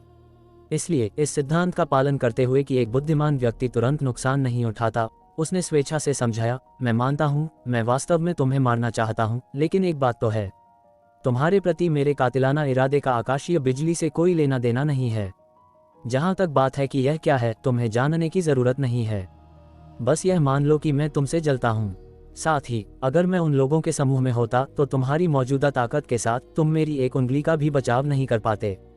ये देखकर कि तेजस डींगे नहीं मार रहा था, देवांश को अचानक एक संभावना का एहसास हुआ, इसलिए उसने पूछा, क्या ये हो सकता है? तेजस ने सिर हिलाया। उसने कहा था कि तुम्हारा दिमाग तेज है और तुम आम लोगों से अलग हो। मुझे पहले विश्वास नहीं हुआ, लेकिन अब लगता है कि यह वास्तव में कोई खोखली डींग नहीं थी। हाँ, ये बिल्कुल वैसा ही है जैसा तुमने अनुमान लगाया। बोलने के बाद तेजस ने अब कुछ नहीं छिपाया, अपने हाथ फैलाए, आकाश की ओर देखा और ताकत इकट्ठा करना शुरू कर दिया। अपनी शक्ति को लगातार बढ़ाता गया। जल्द ही तेज हवाएं चारों दिशाओं से बहने लगी, फिर तेजस की आभा द्वारा दूर धकेल दी गईं, लगभग 100 मील तक फैल गईं। यहाँ तक कि परम महागुरु नैना और उमड़ते हुए बाबा कालभैरव भी इसका विरोध करने में कुछ हद तक असमर्थ थे। उनके शरीर अनियंत्रित रूप से पीछे हटने लगे। जैसे ही उन दोनों ने इस दृश्य को अत्यधिक भय के साथ देखा, अचानक अंधेरे आकाश से प्रकाश की एक किरण नीचे गिरी, मानो आसमान में एक दरार खुल गई हो और फिर उसके भीतर से एक ठंडी आवाज आई। तेजस वशिष्ठ, ये पहली और आखिरी बार है। ईश्वर स्तर की साधना का फिर से उपयोग करने की हिम्मत की तो मैं निश्चित रूप से तुम्हारी हड्डियों का चूरा बना दूंगा। अध्याय 746 आखिर किस हक से वे हमारी दुनिया के लोगों पर उंगली उठाते हैं। जब तेजस वशिष्ठ का तेज उमड़ा तो नैना सिंधिया और बाबा कालभैरव दोनों को लगा कि तेजस कोई बहुत बड़ा और भयानक हमला करने वाले हैं। इसलिए भले ही उनके शरीर कांप उठे और वे लड़खड़ाते हुए पीछे हट गए, फिर भी वे एक जानलेवा पलटवार के लिए पूरी तरह तैयार थे। हालांकि जब आसमान से वह रोशनी की किरण और वह आवाज नीचे उतरी तो वे दोनों सन रह गए। यह क्या माजरा था? क्या देवांश ठाकुर के सिर पर भी किसी का हाथ था? और ये ऊपर वाला सचमुच सबसे ऊपर वाला था? दोनों ने एक दूसरे को देखा। देवांश की पहेली उनके लिए और भी उलझती जा रही थी। उस आवाज के बाद तेजस वशिष्ठ ने अपना पूरा तेज वापस खींच लिया। देवांश की ओर देखकर एक अजीब सी हंसी हंसे, फिर आसमान की ओर इशारा किया, कंधे उचकाए और पूरी तरह से लाचार नजर आए। और जैसे ही उन्होंने अपना तेज समेटा, अंधेरे आसमान में बना वह सुराग गायब हो गया और पूरी रात फिर से अपनी पुरानी हालत में लौट आए। इस पूरी प्रक्रिया के दौरान भले ही तेजस वशिष्ठ ने एक शब्द भी नहीं कहा, लेकिन वहां मौजूद हर कोई समझ चुका था कि तेजस ने पहले जो कहा था वह कोई बड़ा चढ़ाकर कही गई बात नहीं थी। वह सचमुच अपनी ईश्वर स्तर की साधना का इस्तेमाल नहीं कर सकते थे। जहां तक उनके इस दावे की बात थी कि अगर वे अपनी ईश्वर स्तर की साधना का इस्तेमाल कर पाते तो एक उंगली से देवांश को मिटा देते, इस पर तीनों को अभी भी संदेह था। ये कैसे हो सकता है? वह आवाज किसकी थी? नैना सिंधिया ने सबसे पहले पूछा। तेजस वशिष्ठ ने सिर हिलाया और एक कड़वी मुस्कान के साथ कहा, मुझे भी नहीं पता। जब से मैंने ज्वालामुखी बाग की रूहानी ताकत हासिल की और सफलतापूर्वक ईश्वर स्तर में प्रवेश किया, तब से मुझे आसमान में बैठे लोगों द्वारा चेतावनी दी जा रही है कि मैं अब और साधना न करूं और अपनी ईश्वर स्तर की ताकत का प्रदर्शन न करूं, वरना वे मुझे जान से मार देंगे। आसमान वाले लोग, एक ईश्वर स्तर के योद्धा को धमकाने की हिम्मत। बाबा कालभैरव की आंखें फटी की फटी रह गईं, चेहरे पर अविश्वास साफ झलक रहा था। उन्हें अभी तक देवांश पर गिरे 5 आसमानी बिजलियों के बारे में नहीं पता था, इसलिए ये सब उन्हें किसी काल्पनिक कहानी जैसा लग रहा था। आखिरकार उनकी नज़र में एक परम महागुरु इस दुनिया का सर्वोच्च अस्तित्व था, और ईश्वर स्तर तो एक पौराणिक कथा थी जिसे दुनिया में अमर माना जाता था। उन्हें कोई कैसे धमका सकता है और चेतावनी दे सकता है? क्या तुमने अभी अपनी आंखों से नहीं देखा और अपने कानों से नहीं सुना? तेजस वशिष्ठ ने लाचारी से पलटकर पूछा। वे भी कभी बाबा कालभैरव की तरह ही सोचते थे कि एक बार ईश्वर स्तर में प्रवेश करने के बाद वे इस दुनिया के मालिक बन जाएंगे, दुनिया की कोई भी चीज उन्हें रोक नहीं पाएगी और वे धरती और आसमान के बीच आज़ादी से घूम सकेंगे। लेकिन जिस पल उन्होंने ईश्वर स्तर की ओर कदम बढ़ाया, हकीकत ने उनके गाल पर एक जोरदार तमाचा मारा। उस समय जोश से भरे हुए उन्होंने आसमान में बैठे उस शख्स की चेतावनी को पूरी तरह नजरअंदाज कर दिया और यहाँ तक कि उस विशाल दरवाजे को तोड़कर पर्दे के पीछे के व्यक्ति को बाहर घसीटकर मारने की कोशिश की। नतीजा ये हुआ कि आसमान से एक बिजली गिरी जिसने उनकी आत्मा को लगभग बिखेर दिया, जिसके बाद वे पूरी तरह शांत हो गए। इतने सालों तक उन्होंने कभी दोबारा ईश्वर स्तर से ऊपर की साधना करने की हिम्मत नहीं की। अगर अभी देवांश के सामने खुद को साबित करने की बात न होती तो वे अपनी साधना को ईश्वर स्तर तक ले जाने का जोखिम कभी न उठाते। लेकिन तथ्यों ने एक बार फिर साबित कर दिया कि जैसे ही उन्होंने ऐसी कोई हरकत की, आसमान में बैठे उस शख्स को तुरंत पता चल गया और उसने उन्हें मारने के लिए कदम उठा लिए। ये सुनकर बाबा कालभैरव खामोश हो गए। जब वह आवाज गूंजी थी तो उन्होंने झांकने की कोशिश की थी, लेकिन पाया कि सामने वाला किसी विशाल पर्वत जैसा भव्य था और उनकी अपनी साधना के साथ वे उसकी पूरी झलक भी नहीं देख पा रहे थे। इसके अलावा सामने वाले से जो दबाव महसूस हो रहा था, उसने उनका दम ही घोंट दिया था। अगर उन्हें उस शख्स को एक शब्द में बयां करना होता तो वे बस इतना ही कह सकते थे, अथाह। नैना सिंधिया ने फिर देवांश की ओर देखा और पूछा, क्या इसकी हालत भी तुम्हारे जैसी ही है? देवांश ने सिर हिलाया, कमोबेश वैसी ही। बाबा कालभैरव की आंखें फिर से फैल गईं, तुमने भी इसका सामना किया है? देवांश ने फिर सिर हिलाया और संक्षेप में बाबा कालभैरव को 5 आसमानी बिजलियों के बारे में बताया। उसने नैना और बाबा को ये सब बताने की जहमत इसलिए उठाई क्योंकि एक तो वह उन्हें पहले से आगाह करना चाहता था ताकि भविष्य में जब वे तरक्की करें तो घबराएं नहीं। दूसरा, उसे उम्मीद थी कि इस घटना से उन्हें कुछ पुरानी कहानियां याद आ सकती हैं जो उन्होंने सुनी हो लेकिन ध्यान न दिया हो। शायद उन पुरानी कहानियों से कोई सुराग मिल जाए। देवांश का विवरण सुनने के बाद बाबा कालभैरव, हालांकि बहुत उलझन में थे, फिर भी उम्मीद के साथ पूछा, तो क्या तुम भी ईश्वर स्तर में प्रवेश कर चुके हो? लेकिन बाबा की निराशा के लिए देवांश ने इस बार सिर हिला दिया। स्तर के लिहाज से मैं शायद अभी वहां नहीं पहुंचा हूं, लेकिन ताकत के मामले में ईश्वर स्तर वालों से निपटना कोई समस्या नहीं होनी चाहिए। ये सुनकर बाबा कालभैरव और नैना सिंधिया की आंखों में तुरंत प्रशंसा भर गई। हालांकि तेजस वशिष्ठ ने मुंह बिचकाया और ठंडी सांस लेते हुए ताना मारा, ईश्वर स्तर में नहीं हो, फिर भी ईश्वर स्तर से निपटने की बात कर रहे हो? हाँ, बड़ी बड़ी बातें। देवांश को समझ आ गया था कि उसके सामने खड़ा ये शख्स एक ऐसा बिगड़ा हुआ रईसज़ादा है जिसका दिमाग अभी परिपक्व नहीं हुआ है। उसका दिल बुरा नहीं है, बस वह ये बर्दाश्त नहीं कर सकता कि कोई उससे ज्यादा ताकतवर हो। आखिरकार उसकी शुरुआत बहुत ऊंचे मकाम से हुई थी। उसने आम लोगों का संघर्ष नहीं देखा था, इसलिए उसे हमेशा लगता था कि वह दुनिया में सबसे बेहतरीन है। ऐसे व्यक्ति से निपटना वास्तव में बहुत आसान है, बस उसे एक अच्छी धुलाई दे दो और वह लाइन पर आ जाएगा। इसलिए उसने तेजस वशिष्ठ पर ध्यान नहीं दिया और न ही उसका उसे इंसानियत का पाठ पढ़ाने का कोई इरादा था। आखिरकार वह उसका बेटा नहीं था और उसे जीने का तरीका सिखाने की कोई जरूरत नहीं थी। हालांकि देवांश भले ही परवाह न करे, लेकिन बाबा कालभैरव से अब और बर्दाश्त नहीं हुआ और उन्होंने सीधे पलटवार किया, तो क्या हुआ अगर तुम ईश्वर स्तर में हो? क्या तुम अभी भी सिर्फ एक नकली ईश्वर स्तर वाली साधना के साथ जिंदा नहीं हो? और गुरु देवांश ने अभी अभी एक नकली ईश्वर स्तर वाले को दबा दिया। क्या तुम भी आजमाना चाहते हो? महागुरु जलभेदी की क्या औकात की उसकी तुलना मुझसे की जाए। इसके अलावा तेजस ने देवांश को एक ठंडी नजर से देखा। उसके चेहरे पर एक व्यंग्यपूर्ण मुस्कान थी। जब तक वे लोग आसमान से देख रहे हैं, यह इस जन्म में कभी ईश्वर स्तर में प्रवेश नहीं कर पाएगा। ये सुनकर बाबा कालभैरव और नैना सिंधिया के चेहरे एक साथ बदल गए। बाबा ने तो यहाँ तक कि गाली भी दे दी, साला तू क्या बकवास कर रहा है? तेरे जैसा बेकार आदमी ईश्वर स्तर में जा सकता है, तो गुरु देवांश क्यों नहीं? तेजस मुस्कुराया, मैं ईश्वर स्तर में इसलिए जा सका क्योंकि मुझे ज्वालामुखी बाग का रूहानी खून और सार मिला, साथ ही मेरे पूर्वजों द्वारा छोड़ा गया अष्ट दिशा चक्र, जिसने आसमानी रहस्यों को छिपाए रखा, जिससे मैं सफलतापूर्वक स्तर पार कर सका। देवांश ने तो अभी स्तर तोड़ा भी नहीं है और उसे उन लोगों ने पहले ही निशाना बना लिया है। तुम्हें क्या लगता है उनके तरीकों के साथ क्या वे अभी भी देवांश को आगे बढ़ने देंगे? उद्धरण चिन्ह उद्धरण चिन्ह। ये सुनकर बाबा कालभैरव निरुत्तर हो गए। हालांकि वे बहुत बहस करना चाहते थे, लेकिन अभी आसमान से गिरी वह रोशनी और देवांश द्वारा बताई गई 5 आसमानी बिजलियां, ये 2 ऐसे ठोस सच थे जिनका खंडन करना उनके लिए नामुमकिन था। तुम्हारे हिसाब से तो तुम्हारे अलावा इस दुनिया में कोई और ईश्वर स्तर वाला नहीं है? नैना सिंधिया ने पूछा। क्यों, क्या पिछले लगभग 1000 सालों में तुमने कभी सुना है कि इस दुनिया में कोई दूसरा ईश्वर स्तर वाला पैदा हुआ हो? तेजस ने पलटकर पूछा, जिससे नैना खामोश हो गई। ये देखकर कि दोनों सन रह गए हैं और अब कुछ नहीं बोल रहे, तेजस ने फिर उत्सुकता से देवांश से पूछा, कायदे से उनके भविष्य की मुसीबत जड़ से मिटाने वाले अंदाज को देखते हुए उन्हें तुम्हें उनकी बात न मानने के लिए मार देना चाहिए था, इसलिए मैं वास्तव में जानना चाहता हूँ तुम जिंदा कैसे हो? लंबी जलेबी जैसी बातों के बाद मुद्दा आखिरकार वहीं आ गया जहाँ से शुरू हुआ था, और यही तेजस का देवांश को खोजने का असली मकसद था। तुम इस सवाल को लेकर इतने परेशान क्यों हो? देवांश ने वापस पूछा। ये सुनकर तेजस ने आसमान की ओर देखा, फिर अपनी नजर वापस लाए और जलती हुई आंखों से जवाब दिया, धरती और आसमान के बीच पैदा हुआ मर्द हमेशा कुचले जाने पर कैसे संतोष कर सकता है?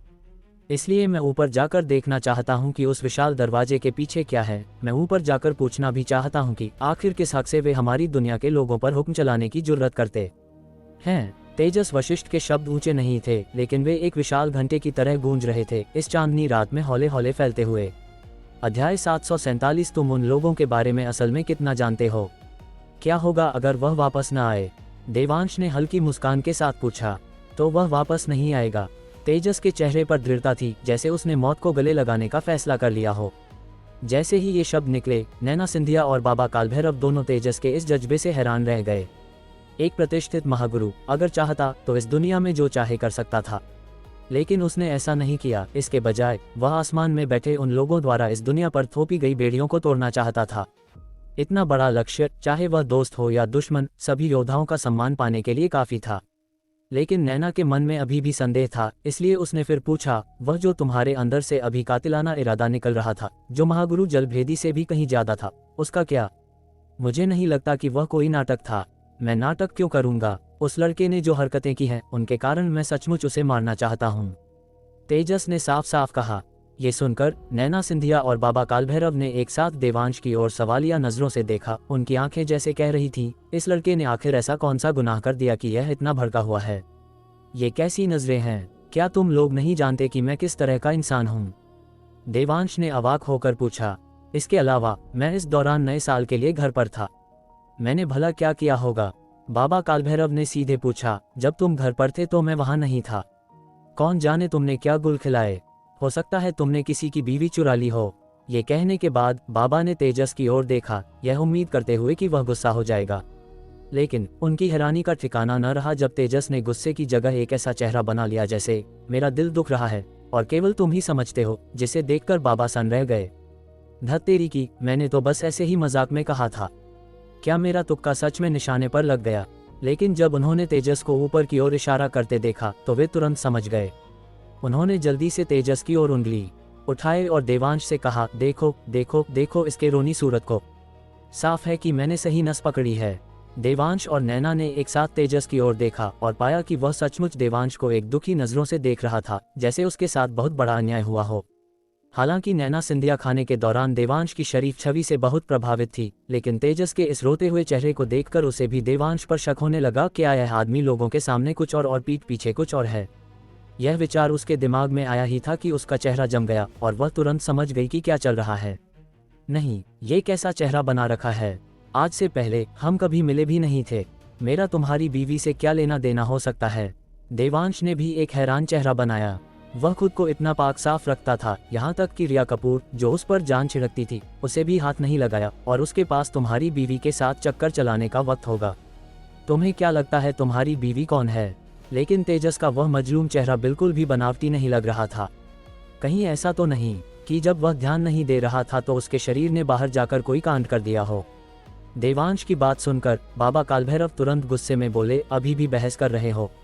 वह तुम्हारे दरवाजे पर आ गया है, ये झूठ कैसे हो सकता है? और वैसे भी बीवी का चोरी होना कोई इज्जत की बात तो है नहीं, वह खुद अपना नाम खराब क्यों करेगा, है ना?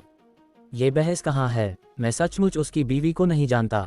और फिर क्या मैं ऐसा दिखता हूँ जो बाहर जाकर आवारागर्दी करेगा? देवांश ने सफाई दी। उसे बहुत अजीब लग रहा था, हालांकि उसकी सफाई बहुत ही फीकी और बेजान लग रही थी। यहाँ तक कि नैना सिंधिया की उसके प्रति राय इस पल बदल गई। उसकी आंखों में हल्की सी नफरत थी। छे, मैंने सोचा था कि तुम बाकी महागुरुओं से अलग हो, लेकिन पता चला कि तुम सब एक ही थाली के चट्टे बट्टे हो। दूसरी ओर बाबा कालभैरव ने गहरी आह भरी, मर्द हो, थोड़ा रंगीन मिजाज होना ठीक है, लेकिन तुमने जो किया वह वाकई घटिया था। अगर तुम कोठे पर भी जाते तो वह किसी शरीफ घर की औरत के साथ खिलवाड़ करने से तो बेहतर ही होता, है ना? नैना सिंधिया, देवांश, ए सूखे काले बुड्ढे, मुझे उम्मीद नहीं थी कि तेरे जैसा दिखने वाला शरीफ आदमी ऐसी गंदी और अश्लील बातें करेगा। अगर ढंग से नहीं बोल सकता तो मत बोल, कोई तुझे गूंगा नहीं समझेगा। तेजस के चेहरे का रंग भी बदलने लगा। उसे लगा कि बात अपनी असल दिशा से भटक रही है, इसलिए उसने हाथ उठाया और दबी आवाज में कहा, अरे बस साफ कर दूं, मेरी बीवी चोरी नहीं हुई है, ठीक है? नैना सिंधिया, बाबा कालभैरव, क्या क्या तू मेरे मजे ले रहा है साले? देवांश ने सीना तान लिया। अब बोलो, मैं तुमसे पूछ रहा हूँ, अब बोलो। अभी भी मुझ पर शक है? नहीं तेजस, तुम्हारा मतलब क्या है? यह मत सोचना कि सिर्फ इसलिए कि तुम्हारे पूर्वज नागराज थे, ये बूढ़ा तुम्हें पीटने की हिम्मत नहीं करेगा। बाबा कालभैरव तो तेजस पर लगभग आग बबूला हो गए थे। वे अभी इतनी देर से बकवास कर रहे थे, तेजस की ओर से देवांश को कोस रहे थे, और अंत में पता चला कि उन्होंने जो कुछ भी कहा वह कोरी बकवास थी। इसके बाद मैं देवांश के साथ कैसे मुंह दिखाऊंगा, कमबख्त? अगर आज तूने मुझे सफाई नहीं दी तो मैं बस तेरे पीछे लग जाऊंगा, और फिर मौका मिलते ही तेरी लंका लगा दूंगा साले। मेरी मंगेतर, खैर असल में मंगेतर नहीं, बस वह देवी जिसे मैं पूजता हूँ, हाल ही में पता नहीं क्या हुआ, लेकिन वह उस लड़के में कुछ ज्यादा ही दिलचस्पी लेने लगी है, इस हद तक कि वह मुझे पूरी तरह नजरअंदाज कर देती है। बेशक उसने मुझे पहले भी कभी भाव नहीं दिया, लेकिन मुझे परवाह नहीं, ये सब उस लड़के की गलती है। अगर वह नहीं होता तो शायद मेरी देवी अब तक मुझ पर ध्यान देने लगती। तेजस ने चिढ़कर कहा। उसका मजलूम चेहरा पहले से भी ज्यादा गहरा हो गया था। उद्धरण चिन्ह डॉट डॉट डॉट उद्धरण चिन्ह। ये सुनते ही देवांश और बाकी दोनों पत्थर की मूर्ति बन गए। नैना सिंधिया को अपनी बेहतरीन परवरिश पर नाज था, लेकिन इस पल वह तेजस को गाली देने से खुद को शायद ही रोक पाए। हालांकि उसने आखिरकार खुद को रोक लिया, लेकिन उसके होठों की बनावट ने सब कुछ बयां कर दिया। जहां तक बाबा कालभैरव की बात है, उन्हें इतनी परवाह नहीं थी और वे तुरंत तेजस पर बरस पड़े। तेजस वशिष्ठ, क्या तू बेवकूफ है? क्या ईश्वर स्तर की साधना ने तेरा दिमाग खराब कर दिया है? उस औरत का तुझसे कोई लेना देना नहीं है, तो क्या हुआ अगर उसे हमारे गुरु देवांश में दिलचस्पी है? अगर तूने उन्हें बदनाम करना जारी रखा तो मान या न मान, मैं तुझे जान से मार दूंगा। ये कहने के बाद बाबा कालभैरव एक बत्ती सी दिखाते हुए पलटे और देवांश से चापलूसी करते हुए बोले, गुरु देवांश माफ करना, मेरी आवाज अभी कुछ ज्यादा ही ऊंची हो गई थी। ये सुनकर देवांश ने जबरदस्ती मुस्कुराते हुए पूछा, बाबा क्या अभी थोड़ी देर पहले तुम ही नहीं थे जो मुझे बदनाम कर रहे थे? ऊपर वाला गवाह है, मैं बिल्कुल भी उस तरह का इंसान नहीं हूँ। मैंने पहले ही कहा है, मुझे गुरु देवांश के चरित्र पर 100% भरोसा है, और मैंने उस लड़के की एक भी बात नहीं सुनी। बेशर्मी को इस हद तक निभाना, तुम भी क्या कमाल की चीज हो। देवांश ने बात को आगे नहीं बढ़ाया, क्योंकि वह और बाबा कालभैरव जीवन और मृत्यु में लगभग भाई जैसे थे, इसलिए कभी कभार मजाक से कोई नुकसान नहीं था। देवांश के बोलने के बाद उसने तेजस वशिष्ठ से पूछा, सिर्फ इस वजह से तुम्हारे अंदर मेरे लिए मारने का इरादा पैदा हो गया? क्या ये कुछ ज्यादा जल्दबाजी नहीं है? तुम नहीं समझोगे, मेरी देवी ने कभी किसी दूसरे मर्द में इतनी दिलचस्पी नहीं दिखाई। तुम पहले हो और शायद आखिरी भी, तो यह मेरी बीवी चुराने से अलग कैसे है? तेजस ने बिना किसी पछतावे के कहा। नैना और बाबा ने यह सुनते ही तेजस के प्रति अपनी सतर्कता छोड़ दी। उसकी बुद्धिमत्ता के साथ उससे सावधान रहना स्पष्ट रूप से असभ्य होगा। हालांकि नैना ने उत्सुकता से पूछा, तो तुम्हारी वह देवी कौन है? बुद्ध कहते हैं, ये बताया नहीं जा सकता, तेजस ने गहराई से कहा, और अगले ही पल अपने चरित्र से बाहर आ गया। अगर मैंने बता दिया तो देवांश सचमुच उसे चुरा सकता है। उद्धरण चिन्ह डॉट डॉट डॉट उद्धरण चिन्ह। तीनों फिर से निरुत्तर हो गए। उन्हें लगा कि उस लड़के ने उनका पूरा मजाक बना दिया है। हालांकि देवांश ने गंभीरता से कहा, ठीक है, बहुत मजाक हो गया। जो लोग आसमान से हम पर नजर रख रहे थे वे जा चुके होंगे। तेजस, अब बेवकूफ बनना बंद करो। बताओ, तुम उन लोगों के बारे में असल में कितना जानते हो? अध्याय 748 दुनिया की किस्मत का शिकार, नरक द्वार आश्रम के जमीनी दलाल। जैसे ही देवांश ने ये कहा, वहां मौजूद बाकी तीनों के चेहरे तुरंत गंभीर हो गए, उनका पिछला चंचल स्वभाव गायब हो गया। ये साफ था कि उन सभी ने उस समय अपने ऊपर किसी की नज़र महसूस की थी, इसलिए उन सभी ने अपनी अपनी काबिलियत का इस्तेमाल करके जानबूझकर उनके लिए वह बेतुका नाटक किया था। देवांश जानता था कि वे लोग जानते हैं कि ये नाटक कर रहे हैं, और वह ये भी जानता था कि वे लोग जानते हैं कि उन्हें पकड़ लिया गया है, लेकिन यह महत्वपूर्ण नहीं था। आखिरकार जीवन एक नाटक की तरह है और यह सब अभिनय के बारे में है। हर कोई एक दूसरे को अच्छी तरह समझता था, बस उन्होंने इसका खुलासा नहीं किया। अब जब वे चले गए थे तो देवांश को स्वाभाविक रूप से तेजस वशिष्ठ से सब कुछ उगलवाने के लिए समय का लाभ उठाना था, ताकि वह खुद को और अपने दुश्मन को जान सके और हर लड़ाई जीत सके। तुम्हें इतना यकीन कैसे है कि मुझे उनकी जानकारी होगी? तेजस ने गंभीरता से पूछा। उसके चेहरे पर अब कोई शिकायत नहीं थी। देवांश मुस्कुराया, तुम्हारा वशिष्ठ परिवार हजारों सालों से मौजूद है। अगर तुम इतना भी पता नहीं लगा सकते तो क्या तुम महर्षि वशिष्ठ कहलाने के लायक हो? बकवास बंद करो, जो काम का है वह बताओ। तेजस ने वाकई बकवास बंद कर दी।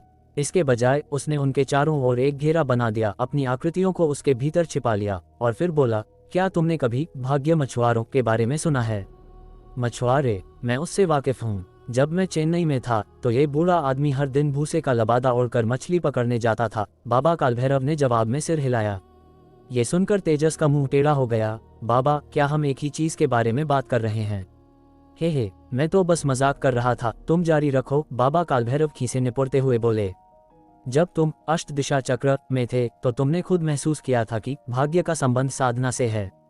ये वह चीज है जिसे तुमने अपने दम पर समझा, इसमें मेरा कोई हाथ नहीं है, तेजस ने जल्दी से स्पष्ट किया, फिर जारी रखा। दुनिया में सभी चीजों के संचालन का अपना एक तयशुदा भाग्य होता है, इसलिए इसे किस्मत का नंबर भी कहा जाता है। अगर ये नंबर खत्म हो जाए तो एक योद्धा के लिए, चाहे उसकी प्रतिभा या साधना कितनी भी ऊंची क्यों न हो, 1 इंच भी आगे बढ़ना बेहद मुश्किल होगा। और किसी देश के लिए उसका नाश होना तय है, जैसे पुराने समय का महान मौर्य साम्राज्य और बाद में गुप्त वंश। चाहे उनके पूर्वजों ने अपनी किस्मत बदलने के लिए कितनी भी कुदरत के खिलाफ कोशिश क्यों न की हो, वे अपने साम्राज्य की पुरानी शान को वापस नहीं ला सके और अंततः केवल अधिक काम से बीमार होकर और अवसाद में मर सके। साधना को बेहतर बनाने के लिए, या मोटे तौर पर कहें तो किसी देश को अमर बनाने के लिए, पर्याप्त भाग्य होना जरूरी है। और भाग्य एक ऐसी हवाई चीज है जिसकी कुल मात्रा तय है। अगर तुम्हारे पास ज्यादा है तो उसके पास कम है, यह एक अटल सत्य है। जब हमारे पूर्वज पाटलिपुत्र की मदद कर रहे थे तो उन्होंने एक बार अपनी आकाश छूती साधना का इस्तेमाल करके दुनिया भर से भाग्य खींचने की कोशिश की थी, ताकि साम्राज्य की उम्र जबरदस्ती बढ़ाई जा सके।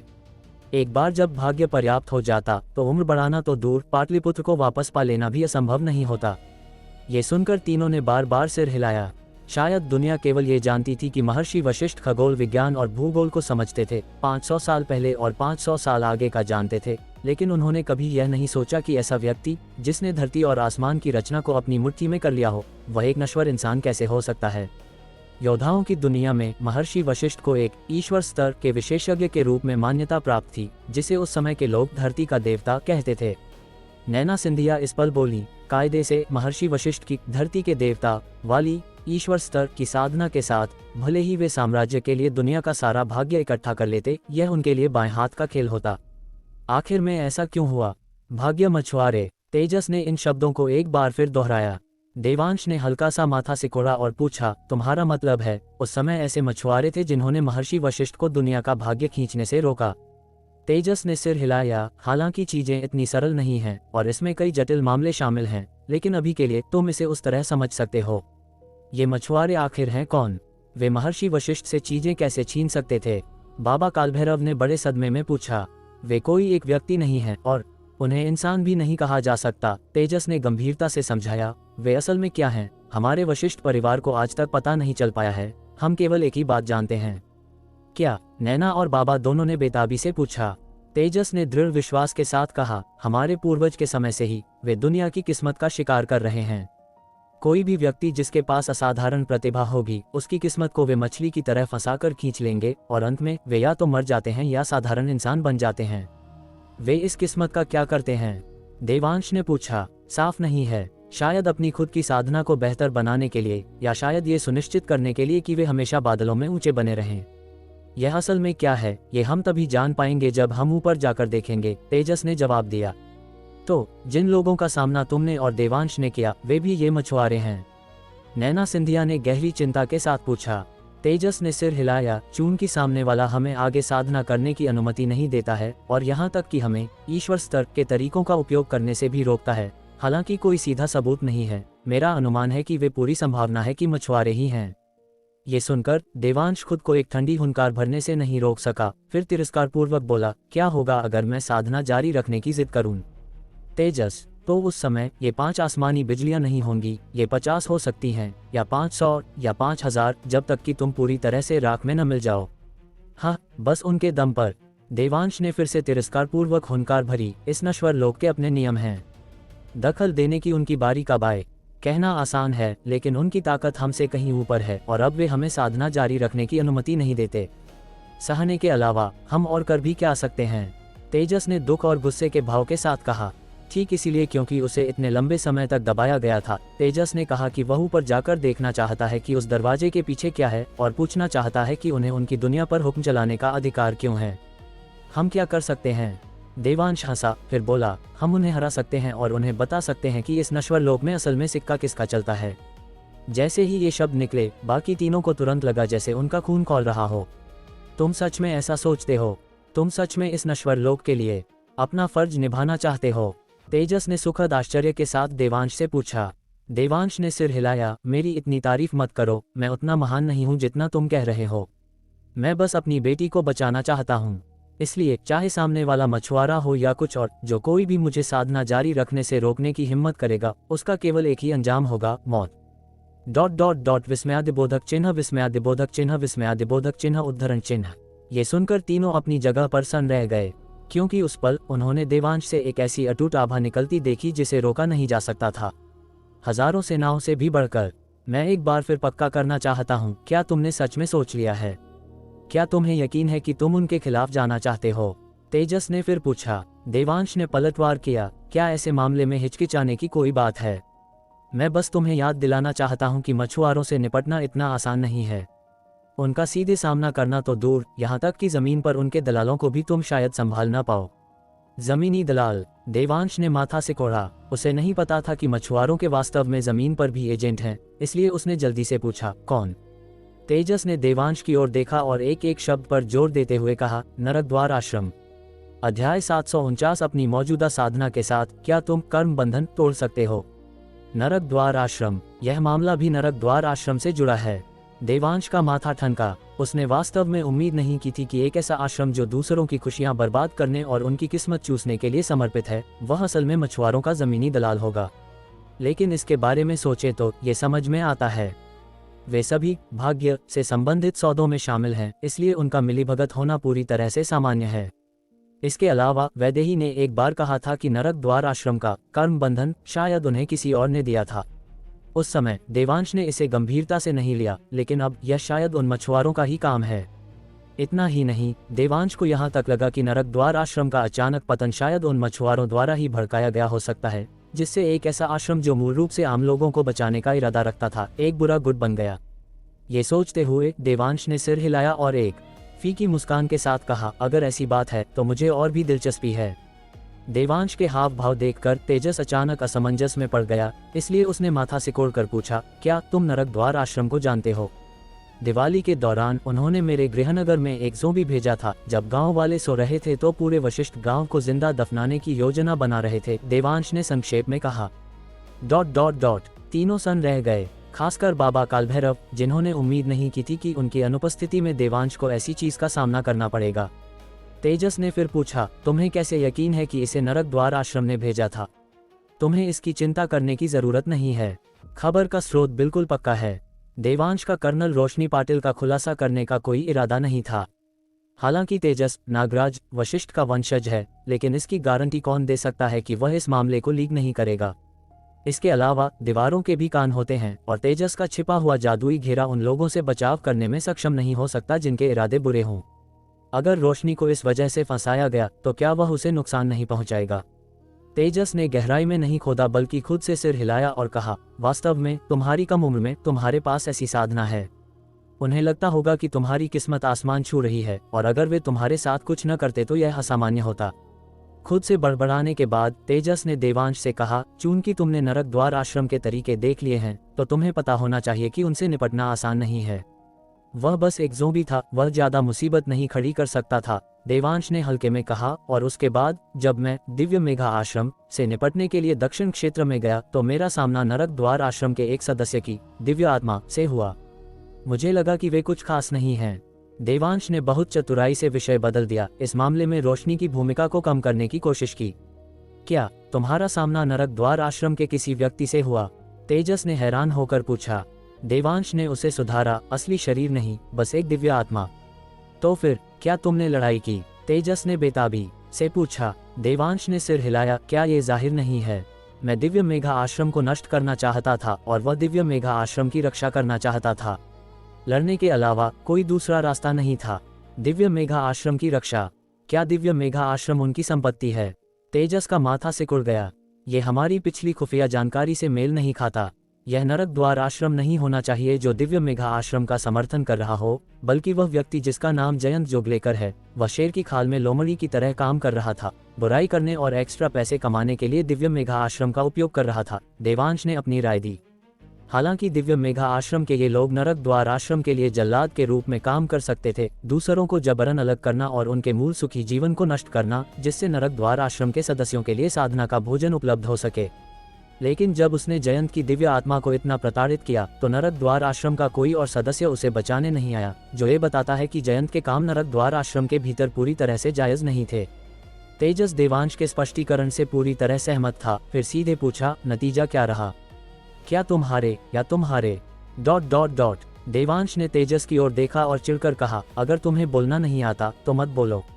तेजस हंसा और बोला, वास्तव में अगर तुम हार गए होते तो तुम यहाँ खड़े होकर मुझसे बात नहीं कर रहे होते, है ना?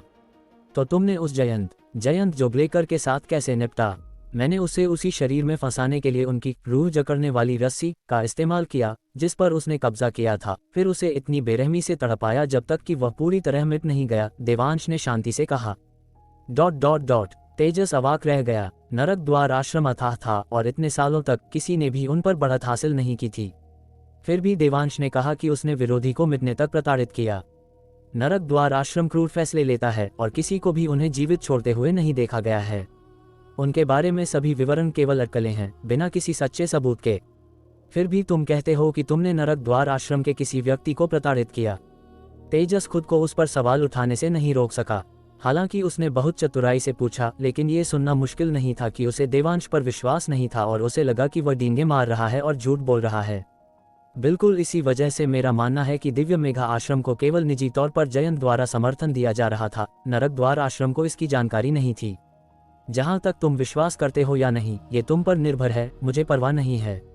देवांश को अब इस बात की परवाह नहीं थी कि दूसरे उसके बारे में क्या सोचते हैं। वे उस पर विश्वास करें या ना करें, इसका उस पर कोई असर नहीं पड़ता था। वह खुद को बेमतलब के लोगों के सामने साबित नहीं करेगा, यह न तो जरूरी था और न ही समय की बर्बादी। उसे केवल खुद को लगातार मजबूत करने की जरूरत थी और फिर सभी अफवाहें बिना किसी हमले के अपने आप बिखर जाएंगी। यह विश्वास करने या न करने की बात नहीं है, लेकिन अगर तुमने सचमुच जयंत की दिव्य आत्मा को तड़पाया है तो तुम्हें सावधान रहने की जरूरत है। नरक द्वार आश्रम से पंगा लेना खेल नहीं है। तेजस को देवांश का लोगों के सामने सब कुछ साबित न करने वाला रवैया पसंद आया, क्योंकि वह भी उसी तरह का था, एक प्रतिष्ठित ईश्वर स्तर के साधक के रूप में। वह तुम जैसी चींटी के सामने कुछ भी क्यों साबित करे? ये सुनकर देवांश ने सिर हिलाया। जयंत ने कहा था कि ठीक होने के बाद वह मुझे नरक द्वार आश्रम की मौत की सूची में डाल देगा और फिर मेरे पूरे खानदान को मिटा देगा।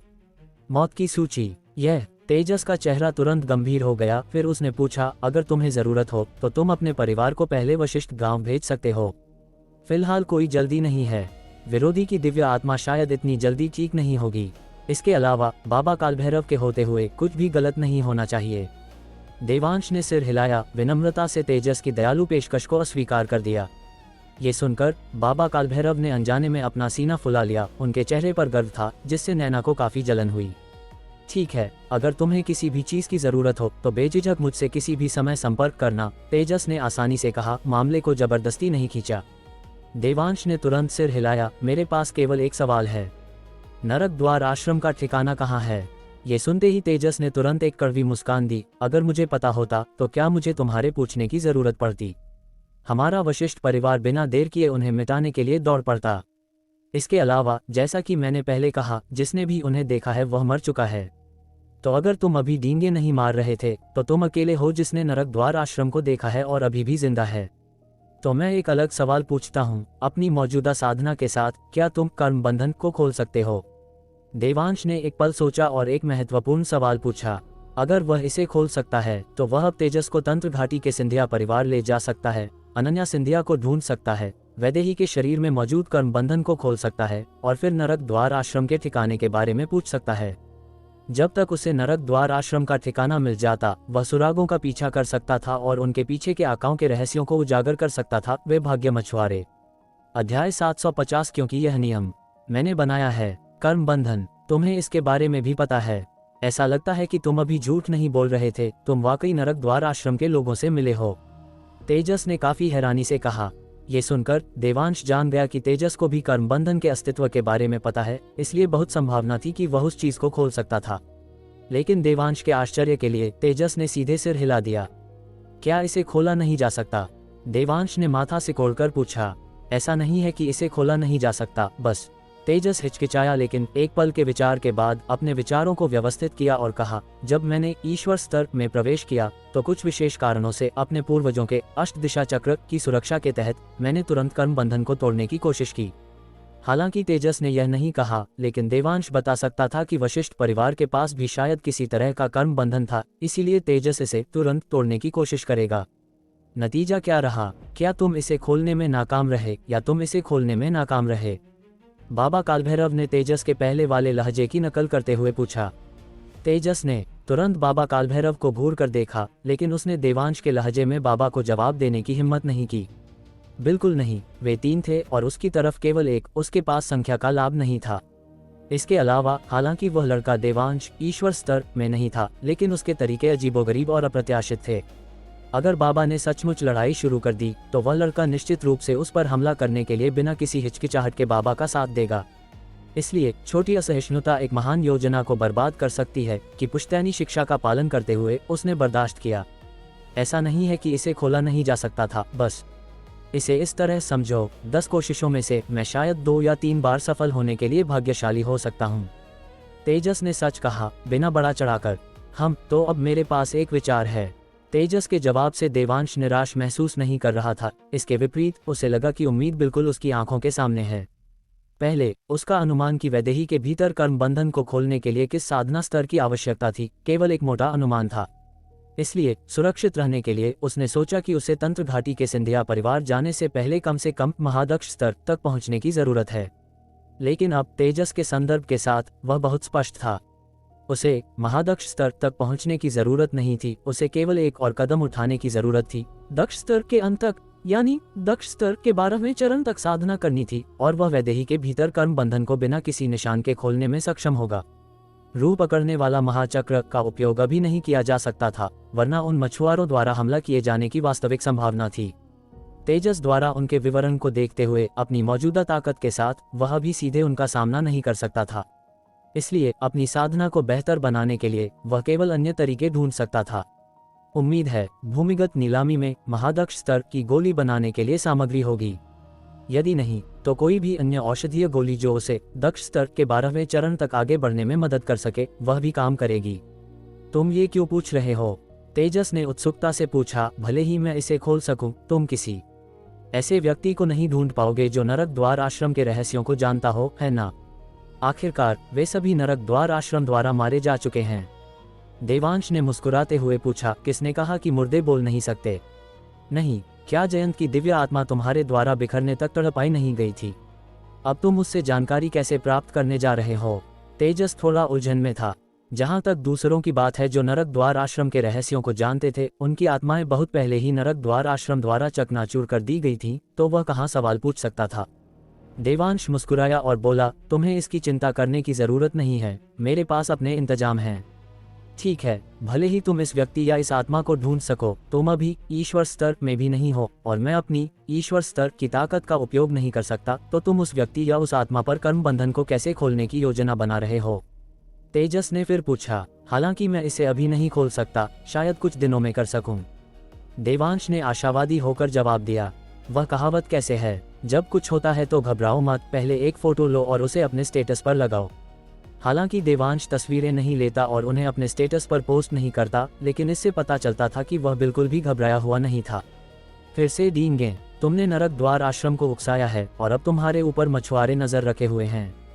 मैं वास्तव में कल्पना नहीं कर सकता कि तुम्हारे पास अपनी साधना को बेहतर बनाने का और कौन सा तरीका है। तेजस ने हाथ फैलाते हुए लाचारी से कहा, कौन जाने, क्या पता आसमान से कोई लॉटरी लग जाए। देवांश ने हंसते हुए कहा, 50 साल का आदमी अभी भी उस पर विश्वास कर रहा है। तेजस ने खारिज करते हुए कहा, स्पष्ट रूप से यह नहीं मानते हुए कि देवांश फिर से स्तर तोड़ सकता है। बोलने के बाद तेजस ने फिर पूछा, तो तुम अभी तक मरे क्यों नहीं? गोल गोल घूमकर तेजस मूल सवाल पर लौट आया, वास्तव में अपने शुरुआती इरादे को नहीं बदला। देवांश मुस्कुराया और बोला, हकीकत में कहने के लिए बहुत कुछ नहीं है, तुम विश्वास नहीं करोगे अगर मैं तुम्हें बताऊं भी। जब तक ये तर्कसंगत है, मैं क्यों? हम तेजस को ये दृश्य जाना पहचाना लगा और उसे जल्दी ही एहसास हुआ कि वे अपनी बातचीत दोहरा रहे थे जब वे पहली बार मिले थे। तेजस तुरंत आग बबूला हो गया, साले देवांश, तू फिर से इस रई से जादे के मजे ले रहा है। देवांश ने अपना मजाकिया मूड छोड़ दिया और जवाब दिया, वास्तव में कहने के लिए बहुत कुछ नहीं है। जब आसमानी बिजली गिरी तो मेरे कमरे के सुरक्षा चक्र ने उसे रोक लिया, मेरी रक्षा करने वाले जादुई हथियार ने उसे रोक लिया, मेरी खुद की साधना ने उसे रोक लिया और यमराज की जीवन और मृत्यु की किताब ने भी उसे रोक लिया। भले ही मैं बहुत मरना चाहता था, मैं नहीं मर सका। लेकिन वास्तव में उसने इसे केवल अपने शरीर से सहा था। उसने इतना इसलिए कहा क्योंकि उसे चिंता थी कि तेजस, जिसने कम उम्र में सफलता हासिल की थी, इस झटके को संभाल नहीं पाएगा। आखिरकार उसने अपने पूर्वजों के अष्ट दिशा चक्र की मदद से उस आसमानी बिजली का सामना किया था। ये सुनने के बाद तेजस ने वास्तव में संतुष्टि के साथ सिर हिलाया। मुझे लगा कि तुमने इसे केवल अपनी साधना के भरोसे सहा है, जो बहुत चौंकाने वाला होता। यह अफसोस की बात है कि हमारे पूर्वज का अष्ट दिशा चक्र आसमानी बिजली से नष्ट हो गया, वरना तुम वशिष्ठ गांव आ सकते थे और ईश्वर स्तर तक पहुंचने की कोशिश कर सकते थे। ये स्पष्ट था कि भले ही तेजस थोड़ा घमंडी था, लेकिन वह अभी भी एक अच्छा इंसान था। मैं इस दयालु पेशकश की कद्र करता हूँ, लेकिन मेरे अपने तरीके हैं। देवांश द्वारा विनम्रता से यह कहने के बाद ये देखकर कि जो कुछ भी पूछा जाना था वह स्पष्ट हो गया है, उसने तेजस से विदा ली। ये देखकर नैना सिंधिया और बाबा कालभैरव ने भी तेजस से विदा ली और देवांश के पीछे पीछे सतारा शहर की ओर दौड़ पड़े। सतारा से 1000 मील दूर महान नदी पर एक छोटी नाव पर काले लबादे में बूढ़े आदमी रघु काका ने दर्जनों मील ऊपर की ओर यात्रा करने के बाद किसी कारण से अचानक कुछ महसूस किया और फिर पूछा, मिस पूजा, क्या आप सच में छोटे मालिक तेजस को चेतावनी नहीं देने वाली? वे आखिरकार ईश्वर स्तर की साधना में हैं, क्या होगा अगर वे अपना आपा खो बैठें? पूजा ने ये सुना, अपना सिर थोड़ा हिलाया और शांति से जवाब दिया, कोई जरूरत नहीं है। लेकिन अगर रघु काका अभी भी बहुत चिंतित थे। हालांकि वे वशिष्ठ परिवार के सदस्य थे, शायद पूरे वशिष्ठ गांव में केवल कुछ ही लोग तेजस की स्थिति के बारे में जानते थे। मिस पूजा, कोई अगर मगर नहीं है। आपके छोटे मालिक तेजस अपनी ईश्वर स्तर की ताकत नहीं दिखा सकते, इसलिए आप निश्चिंत रह सकते हैं। ट्रेंच कोट वाली महिला ने धीरे से कहा, जैसे सब कुछ उसके नियंत्रण में हो। दिखा नहीं सकते मिस पूजा, ऐसा क्यों है? वे स्पष्ट रूप से ईश्वर स्तर में हैं। रघु काका ने पूछा, बहुत हैरान होकर। हालांकि वे वशिष्ठ परिवार के सदस्य थे, शायद पूरे वशिष्ठ गांव में केवल कुछ ही लोग तेजस की स्थिति के बारे में जानते थे।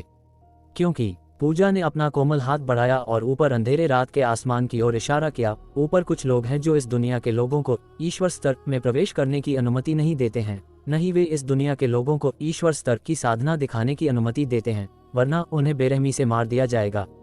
ये सुनकर रघु काका का चेहरा बुरी तरह बदल गया और उनका शरीर कांपना बंद नहीं कर सका। मिस पूजा, ये कैसे हो सकता है? कारण बहुत जटिल हैं, आपको बस ये जानने की जरूरत है कि ऐसा नियम मौजूद है। पूजा ने धीरे से कहा। मिस पूजा इतना स्पष्ट कैसे हैं? ओह सही है, मिस पूजा भी पहले ईश्वर स्तर में थी। तो क्या मिस पूजा को भी किसी ने चेतावनी दी थी? काले लबादे वाले बूढ़े ने यह सुना और हंसने से खुद को नहीं रोक सका। मुझे चेतावनी? उनमें इतनी हिम्मत नहीं है। तो मिस पूजा इस नियम को कैसे जानती हैं? रघु काका पूरी तरह उलझन में थे, उनकी आंखें संदेह से भरी थीं। क्योंकि यह नियम मैंने बनाया है।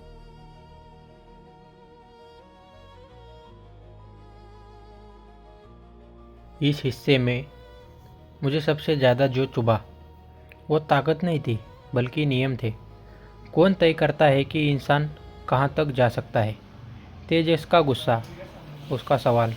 मुझे लगा वो सिर्फ उसका नहीं था, वो हर उस इंसान की आवाज़ थी जिसे ऊपर से दबाया गया हो। और फिर पूजा का आखिरी वाक्य। मुझे सच कहूँ तो वही सिहरन हुई। नियम इसलिए खतरनाक नहीं होते कि वे टूट नहीं सकते, बल्कि इसलिए कि कोई उन्हें बनाकर खुद को भगवान मान लेता है। देवांश, मुझे अब किसी योद्धा जैसा नहीं लगता, बल्कि ऐसा इंसान लगता है जो इस सिस्टम से सीधा टकराने वाला है, चाहे कीमत कुछ भी हो। अब सवाल ये है, अगर सच में ऊपर बैठे मछुआरे हैं तो क्या देवांश उनका जाल तोड़ पाएगा या खुद उसी जाल का सबसे बड़ा शिकार बनेगा।